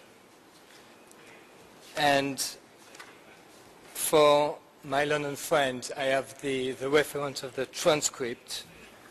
It was Thursday, the 28th of May, 2009, and the draft transcript in English, the portion for all those questions are found page 18 and 19. And Mr. Etchison testified that on top of drafting their confessions, the prisoners were forced to make lists of enemies of the regime. Do you agree with that?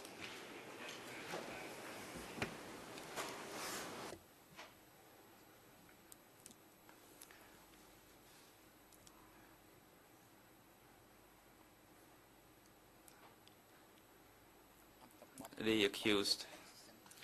The article of Mr. Grayson has some good points. Actually, there are two good points.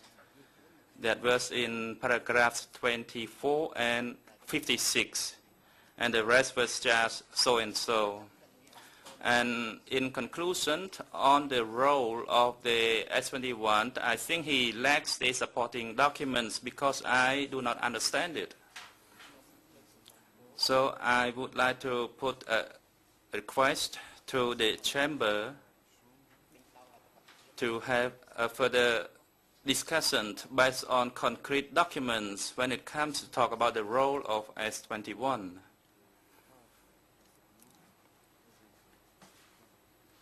Just answer this question, sir.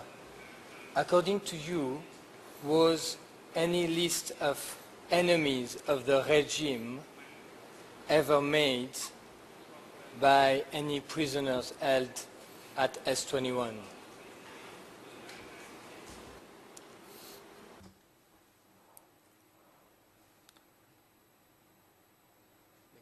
The accused. The list of the people who were implicated by the prisoner were made by the prisoner himself or herself. And Mr. Etchison, and it's the same quote at the same page 18 and 19, Mr. Etchison said that you were the one who decided that the prisoners at S21 should make such list of enemies. Nobody in the standing committee ordered you to do that. Do you agree with that?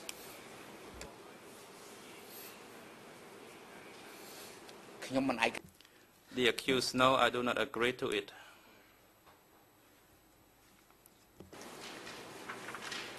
And if you do not agree, then who, according to you, ordered you to make such lists?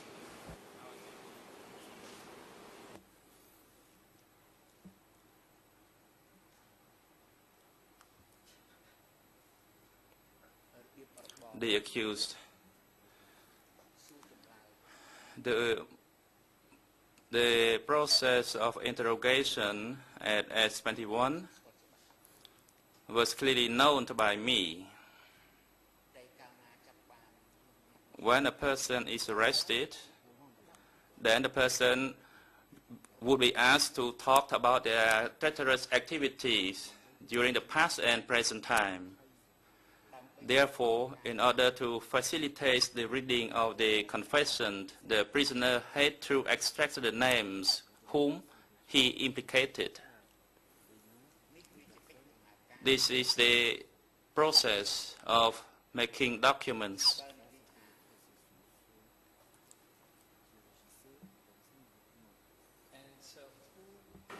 Who ordered you to follow this process?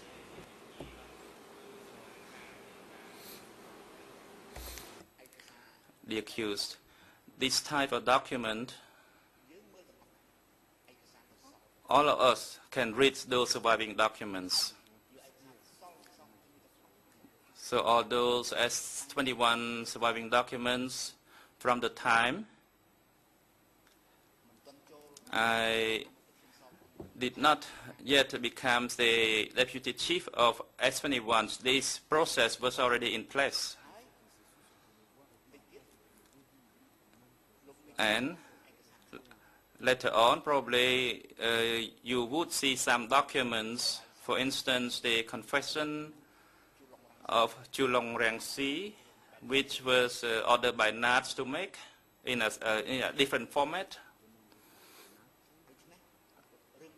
So all these matters are the working process of S21 as well as other security offices throughout the country did based on the request of the leader.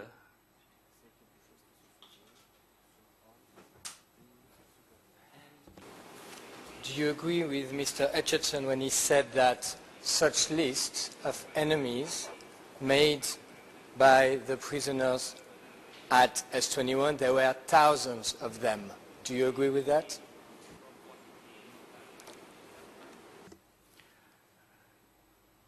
The accused.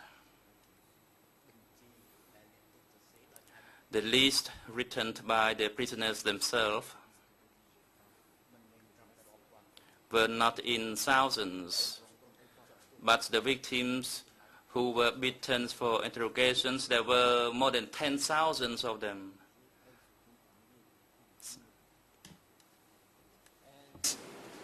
Mr. Etchison, on the same day, it's the same reference, testified that you gave order to the staff of S21 to compile lists of enemies.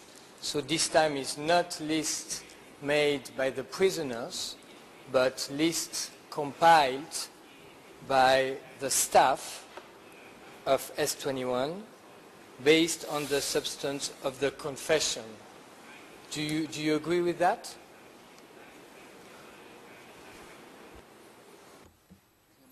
The accused, no, I do not agree. The interrogators did not make the list by themselves. I take that when Mr. Etchison then said that there were also thousands of those lists made by the staff, you disagree. Am I right?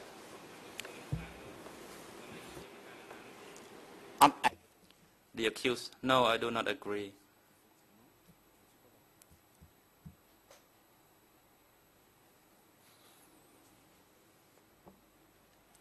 Now, last question on that topic, and I'm grateful for your very short answers. You agreed that the prisoners were asked to give some names of traitors, so of enemies, and my question is this. Those lists, the list of traitors made by the prisoners themselves, as far as you know, did these lists were ever sent to any other security officers throughout Cambodia for their own use?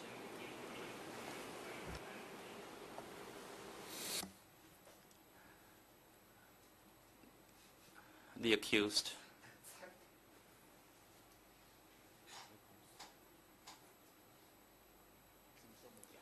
I would like to state that the S21 confessions must come from myself to my superior. And who is my superior? My superior is Son Sen. And my superior, Mr. Son Sen, designated by the decision of the 9th October 75. So from Son Sen, he would annotate a request to Brother Paul or to Uncle Noon for them to make a decision. So either Uncle Noon or Brother Paul to make a decision. And after that, then the subordinates of Son Sen had the authority to present the documents to various zones. They did not give the documents to the police, but to the secretaries of the zones. So that is the process of the S21 documents, that is from me to my superior, who was appointed by the decision of the 9th October 75. And then from my superior, it went up to Brother Paul. Also based on the decision of the 9th October 75. And then after the superior made the decision, it would go back to Son Sen, and Son Sen would organize to send it through his subordinates to various zones. As far as you know, concerning this list of enemies written by people detained at S21, as far as you know, do you know if any of this list followed the route that you just described, from you to your superior, to Pol Pot, back to Son Sen, and then to the secretaries of the zone? Do you know if that happened for those lists of enemies?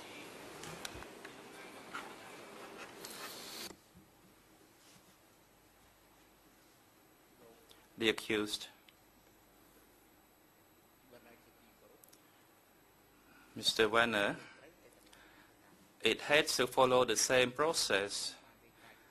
Previously, I reported to the judges that there is one document mentioned in the book of the history of democratic Cambodia by Cambodia, and also a document in Dr. Gregson's report. There is a document number with EIN 000117-305. This document came from me on the 21st of June, and then Mr. Son Sen, my superior, signed on the 23rd of May. Actually, I signed on the 21st, and he signed on the 23rd of May, 77. And my superior annotated to Uncle Noon personally, confidential. And in the end, Uncle Noon made a decision, and it was implemented, extracted for Comrade Mok already, but the date was not clear. So this is a document of S21 with the same process, and it's clear to see the route of the document processing. And this is also included in the report by Atchison, but he made it differently in his report. The President, the accused, you have to be mindful with the words that you use. Don't use any word inappropriate in the hearing. Can I ask just one more question on this topic before we break?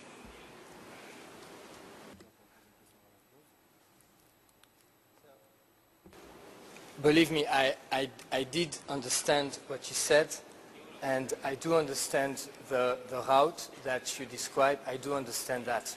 My question was simply, you agreed about 10 minutes ago, you agreed that some names of enemies were put in list at S21 during the time people were interrogated. And my question is, as far as you know, were any of those lists of enemies sent through that route that you have described for them ultimately to be found at the zone level with the secretaries of the zone? Do you understand my question? Could you please repeat your question, says the accused. It was probably a bit too complicated. You just said before that some lists were made at S21 by prisoners, lists of enemies or traitors.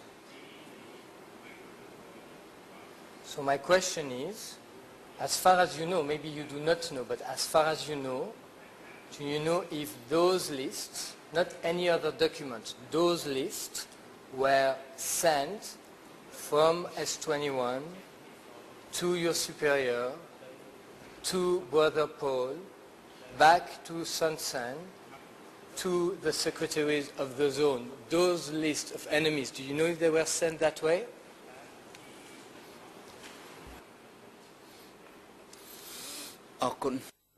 The accused. Thank you. Of course, it is the way how the list was sent. Thank you. Yona, do you want me to continue? Or?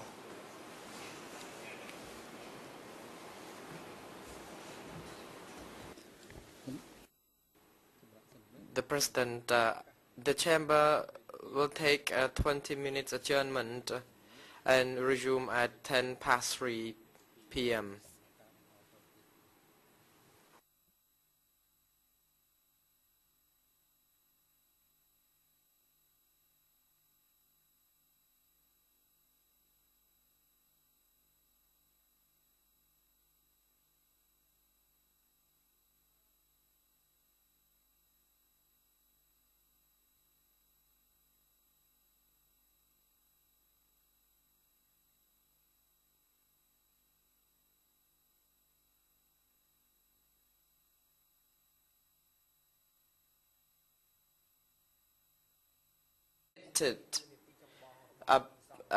There was about the principal roles of the S-21 toward the enemies, and you agreed that all the prisoners had to be smashed. Absolutely.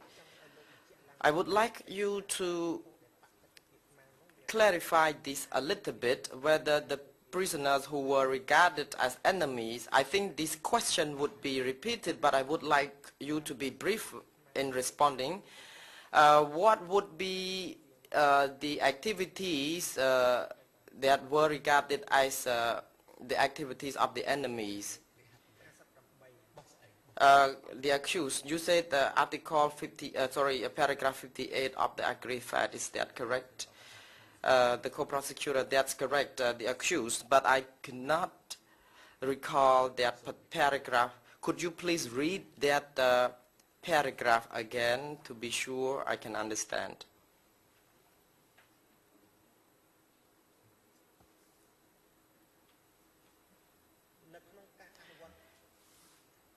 The co-prosecutor, in the implementation of the CPK's policy at S21 regarding the policy to smash enemy, the main role of S21 is to implement the party's policy, and according to this line, the prisoners had to be smashed.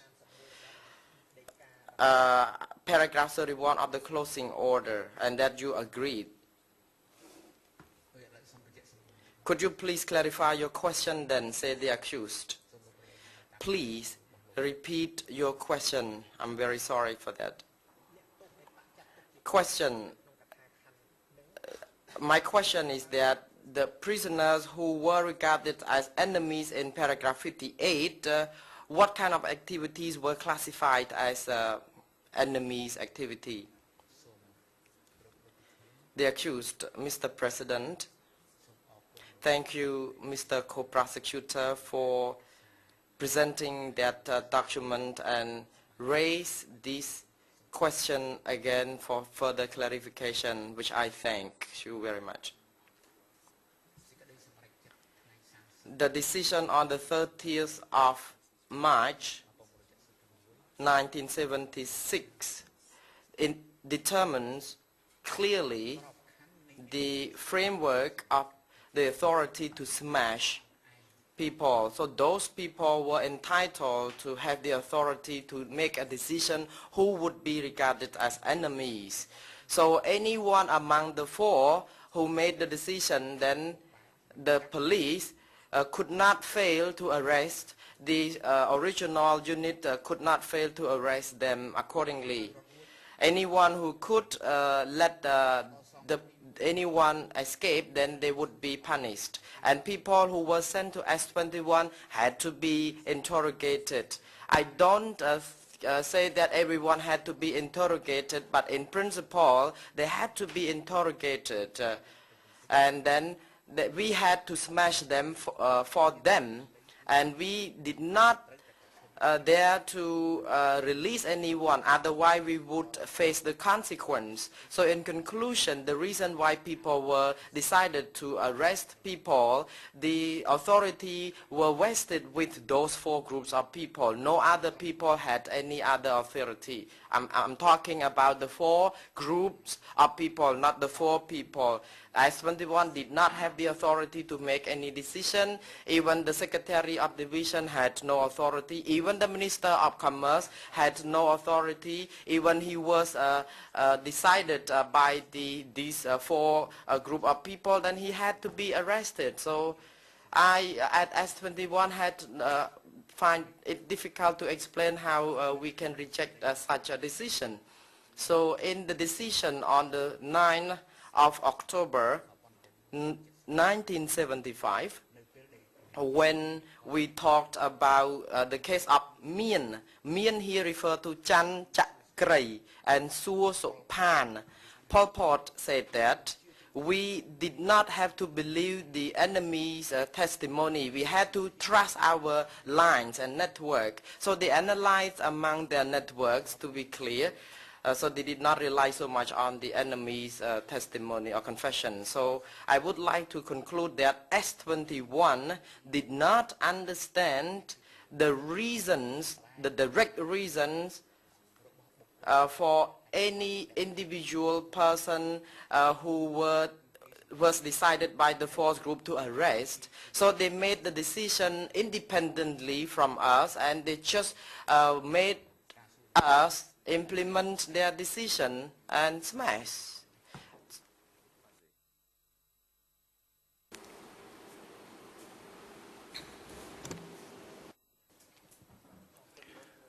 Co-prosecutor,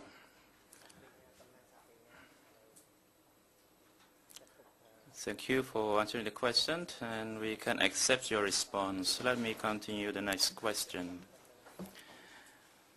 It is related to the activities and the policies of the CPK regarding the babies or the young children who accompanied their mothers whom were arrested by the party's decision. Is it the objective of the CPK policy that they committed certain acts or offenses? That's why they were brought along with their mothers when the mothers were arrested.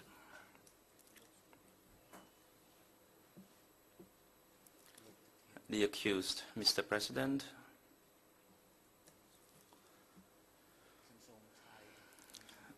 I would like to respond to the co-prosecutor question as follows. In order to understand this matter, we have to look at the situations as we were the implementers of their policies at Om Leang at M13. At M13 office, initially we demanded to remove one teenage girl. Her name was Sok Na. And Francois Bizot also talked about the girl in his book. I tried very hard with Chai Kim Ho, and Chai Kim Ho said, you had to be careful, you might be revenged.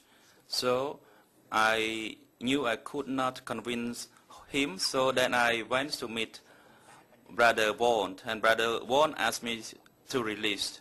But the problem is, which unit shall I release her through? So because of that matter, we had to keep her on our ground. And that's when Francois saw her. And later on, he was sent to the Om Leang cooperative with another woman killed. So I took her there. So that was the first time. And the second time I tried to raise young children of a person named Som Un.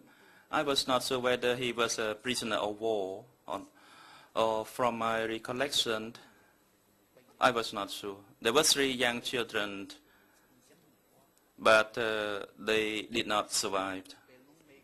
At that time, my superior, Son Se, knew of the matter, and I told him that it's difficult to raise young children. It was not just only the food and the hygiene, but there has to be the emotional factor too. And then Son Se said, so now here is your experience. There is no gain to keep them, and they might take revenge on you. You have to remember of the class stand. And that's when the time I defeated myself to the view of the CPK when it comes to the party's policy on being revenged. At S21, no such matter existed because I myself defeated and I myself abided to implement the party's policy at S21. So that's about the young children and the babies. I acknowledge and accept full responsibility for that crime. I will not blame them, but I was part of the people who were responsible for such crime. Co-prosecutor, thank you, Mr. Kang Gek Yew. My next question to you. As you have clarified previously, in the KW01 that you just raised, he was used for a while, including the construction of the statute near Wat Phnom, for example. There is one witness with the code name CP01/6 and the younger sibling. At that time, they were young children. Why those people and these young children were not killed, as you said at your office?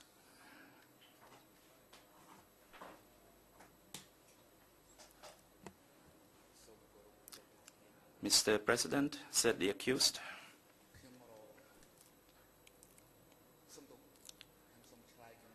I would like to respond to the co-prosecutor's question as follows. I could not find the actual source of the CP1/6. I did not know the parents' names or when the person was arrived. This is the truth. So the origin of the CP1/6 could not be verified by me. But for the deed 25/5 or 6, I could find the origin of that person.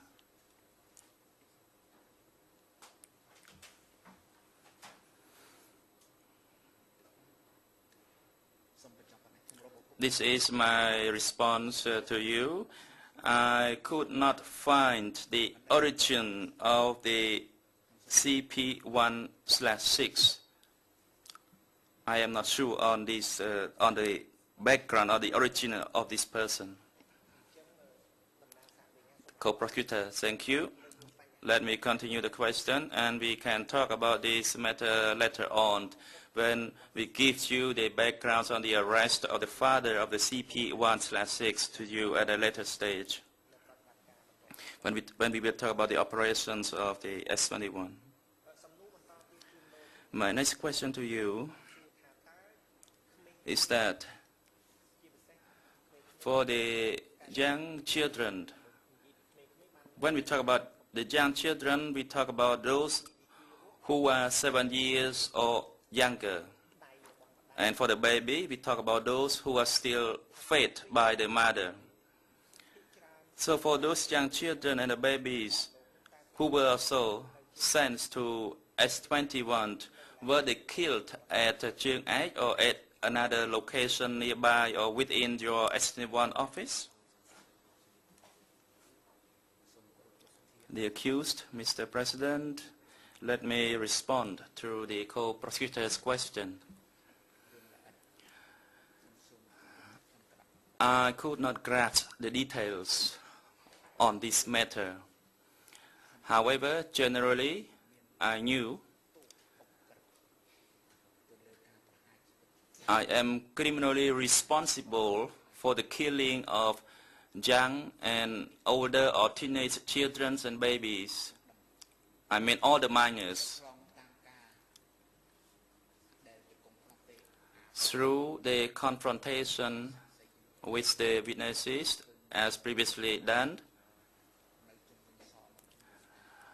I think they were kept at a location near S21, and some of them were also sent to Chiang 8 location. The images of the baby being smashed against a tree, I did not know it. But from the photos, yes, I believed it happened. It was done by my subordinates. However, talking about throwing a baby from the second floor, I did not believe it. Why did I not believe it? Because no one dare to kill someone freely and let the prisoners saw it. So I did not believe in this particular case.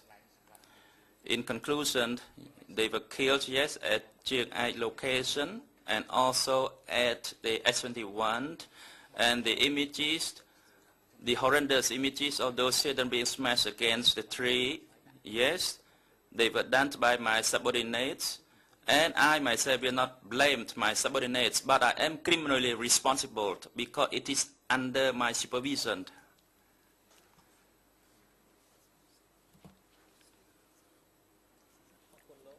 Co-prosecutor, thank you. Now my next question to you is also related to the children.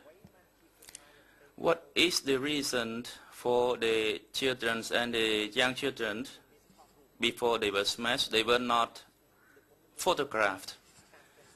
From my recollection, I asked you already, but let me clarify that. For the children, the majority of them were not photographed. Why there were no photographs of those children? The accused, Mr. President, let me respond to this question as follows.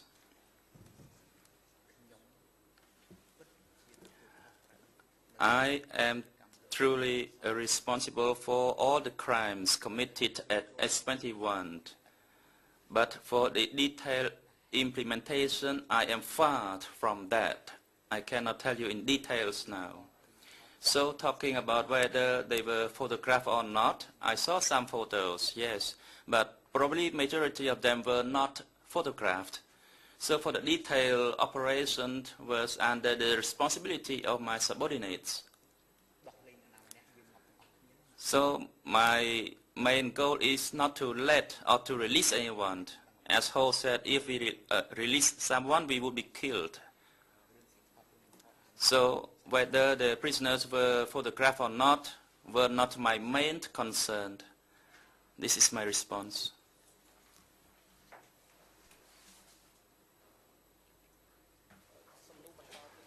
Co-prosecutor, thank you. Now my next question to you. In the name of the chairman of S21,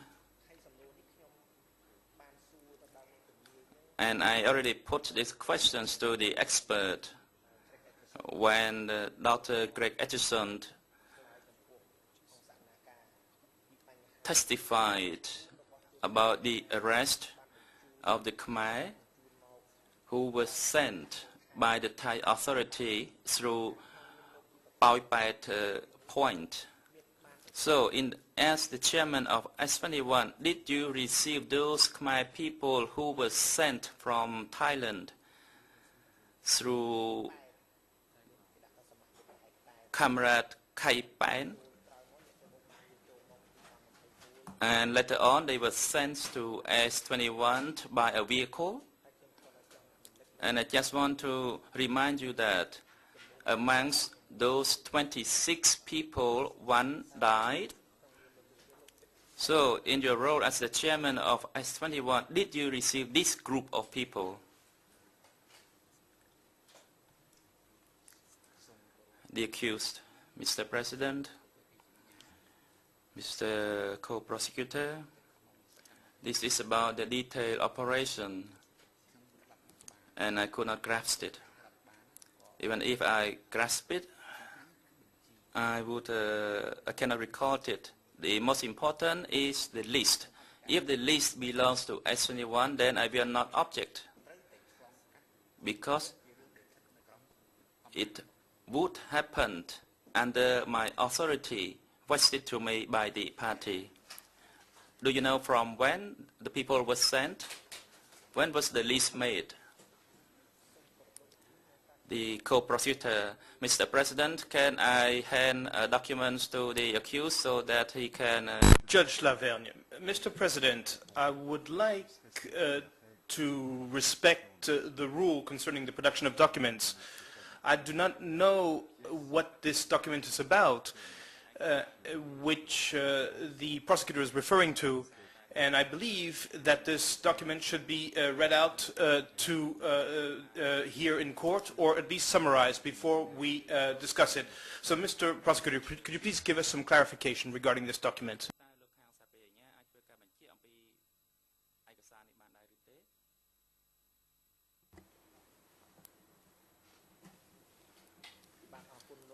Co-Prosecutor, thank you, Your Honor.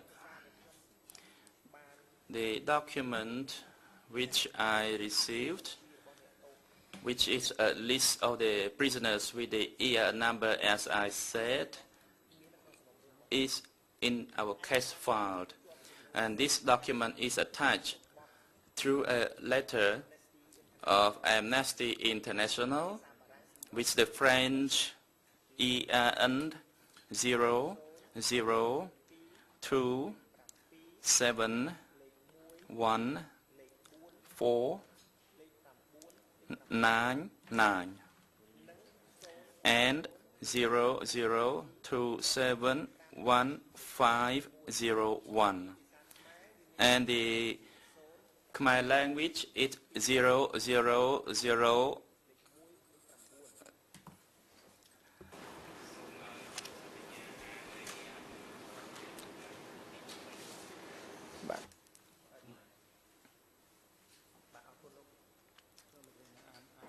Mr. President, co-prosecutor, can you read out the ERN number again? Thank you. So the ERN number for the English document, so that the interpreter can interpret it. And then those people who use the different versions can review those documents. If there is an English version of it, if you do not have it, can you clarify it?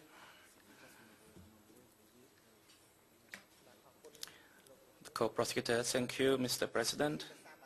The French language has the ERN 002714999 and 200271501. Unfortunately, I do not have the English version of this document. I only have the Khmer version with the ERN number 003236619.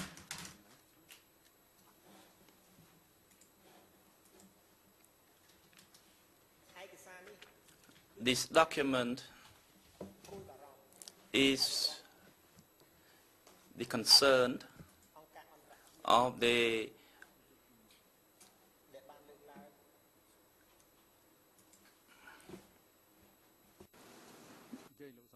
Mr. President, Judge Lavergne, the floor is yours. Judge Lavergne, I apologize, but I have been looking for this document with the ER numbers that you gave us, but I am unable to find the document in question. Does this document have a number? Is it in the introductory submission? Is it annexed to any other document? because there's really a problem here. I cannot find the document.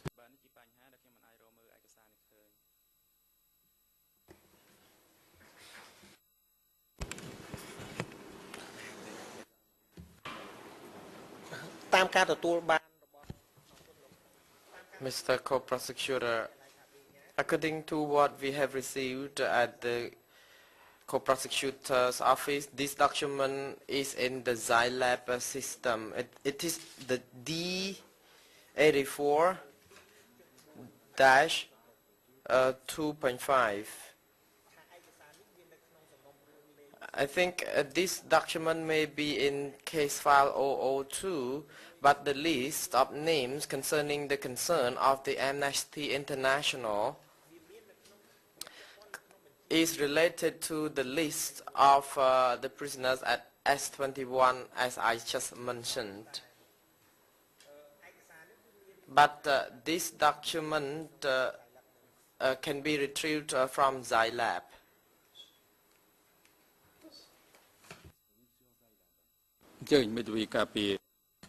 The President, the Defense Counsel, you take the floor. Mr. Canizares, it seems to me that the document which the co-prosecutor is speaking about is indeed included in case file number 2.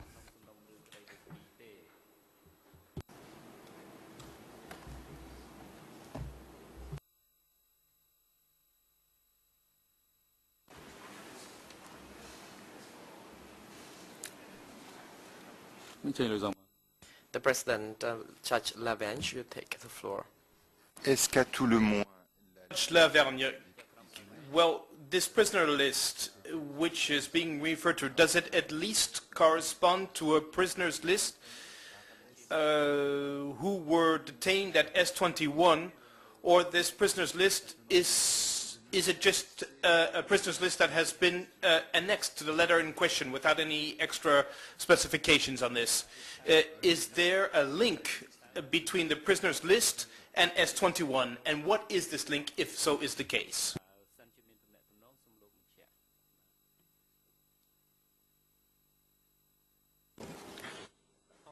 Mr. Co-Prosecutor, thank you, Your Honor, for seeking clarification. This list contains in document D57 Annex 2 with ERN 0090147.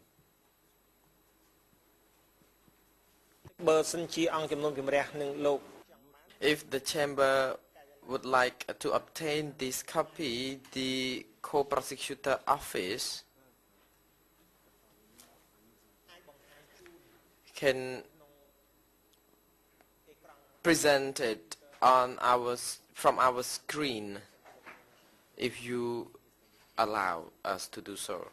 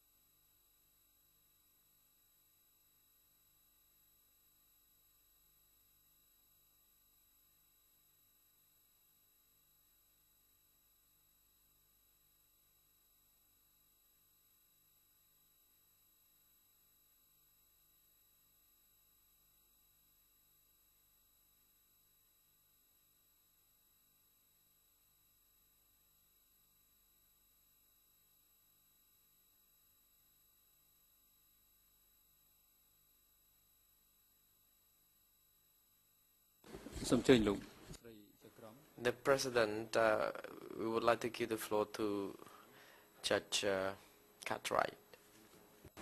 Thank you. The President has a copy of this document in Khmer, but there appears to be no copy in French or in English that is readily available. The references simply don't give us access through Xylab, so, or at least not quickly. So can the prosecutors help us, please, to give us a copy of the French and or the English?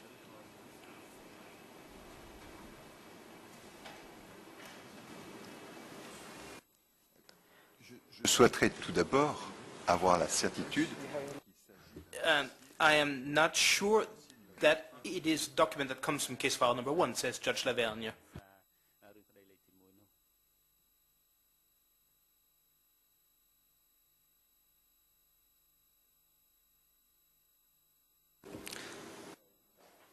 Mr. Co-Prosecutor, thank you, Your Honors. Regarding this document that the co-prosecutor has obtained,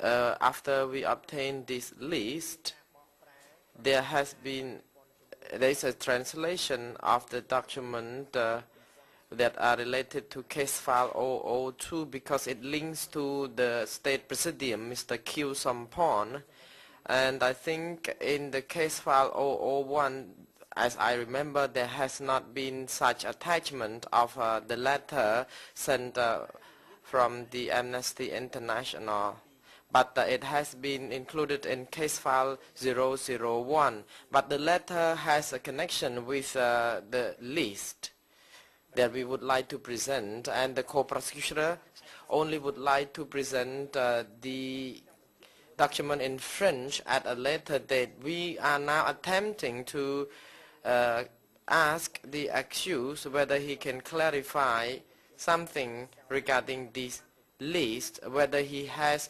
received those accused in the list. And there has been some annotations, and I can feel that the annotations belong to the accused, so we would like to seek clarification whether the accused is aware of that. The President, we have observed that the questionings of the co-prosecutor regarding this matter is not very clear. So regarding what has been attempted to raise, the Chamber would like to hold on these questionings regarding that ambivalent matter a little bit, and you may have the opportunity to put these questions again after the break, after you have well prepared your documents, so that we have to be sure that whether the document is related to case file 001 or 002 before we can proceed further.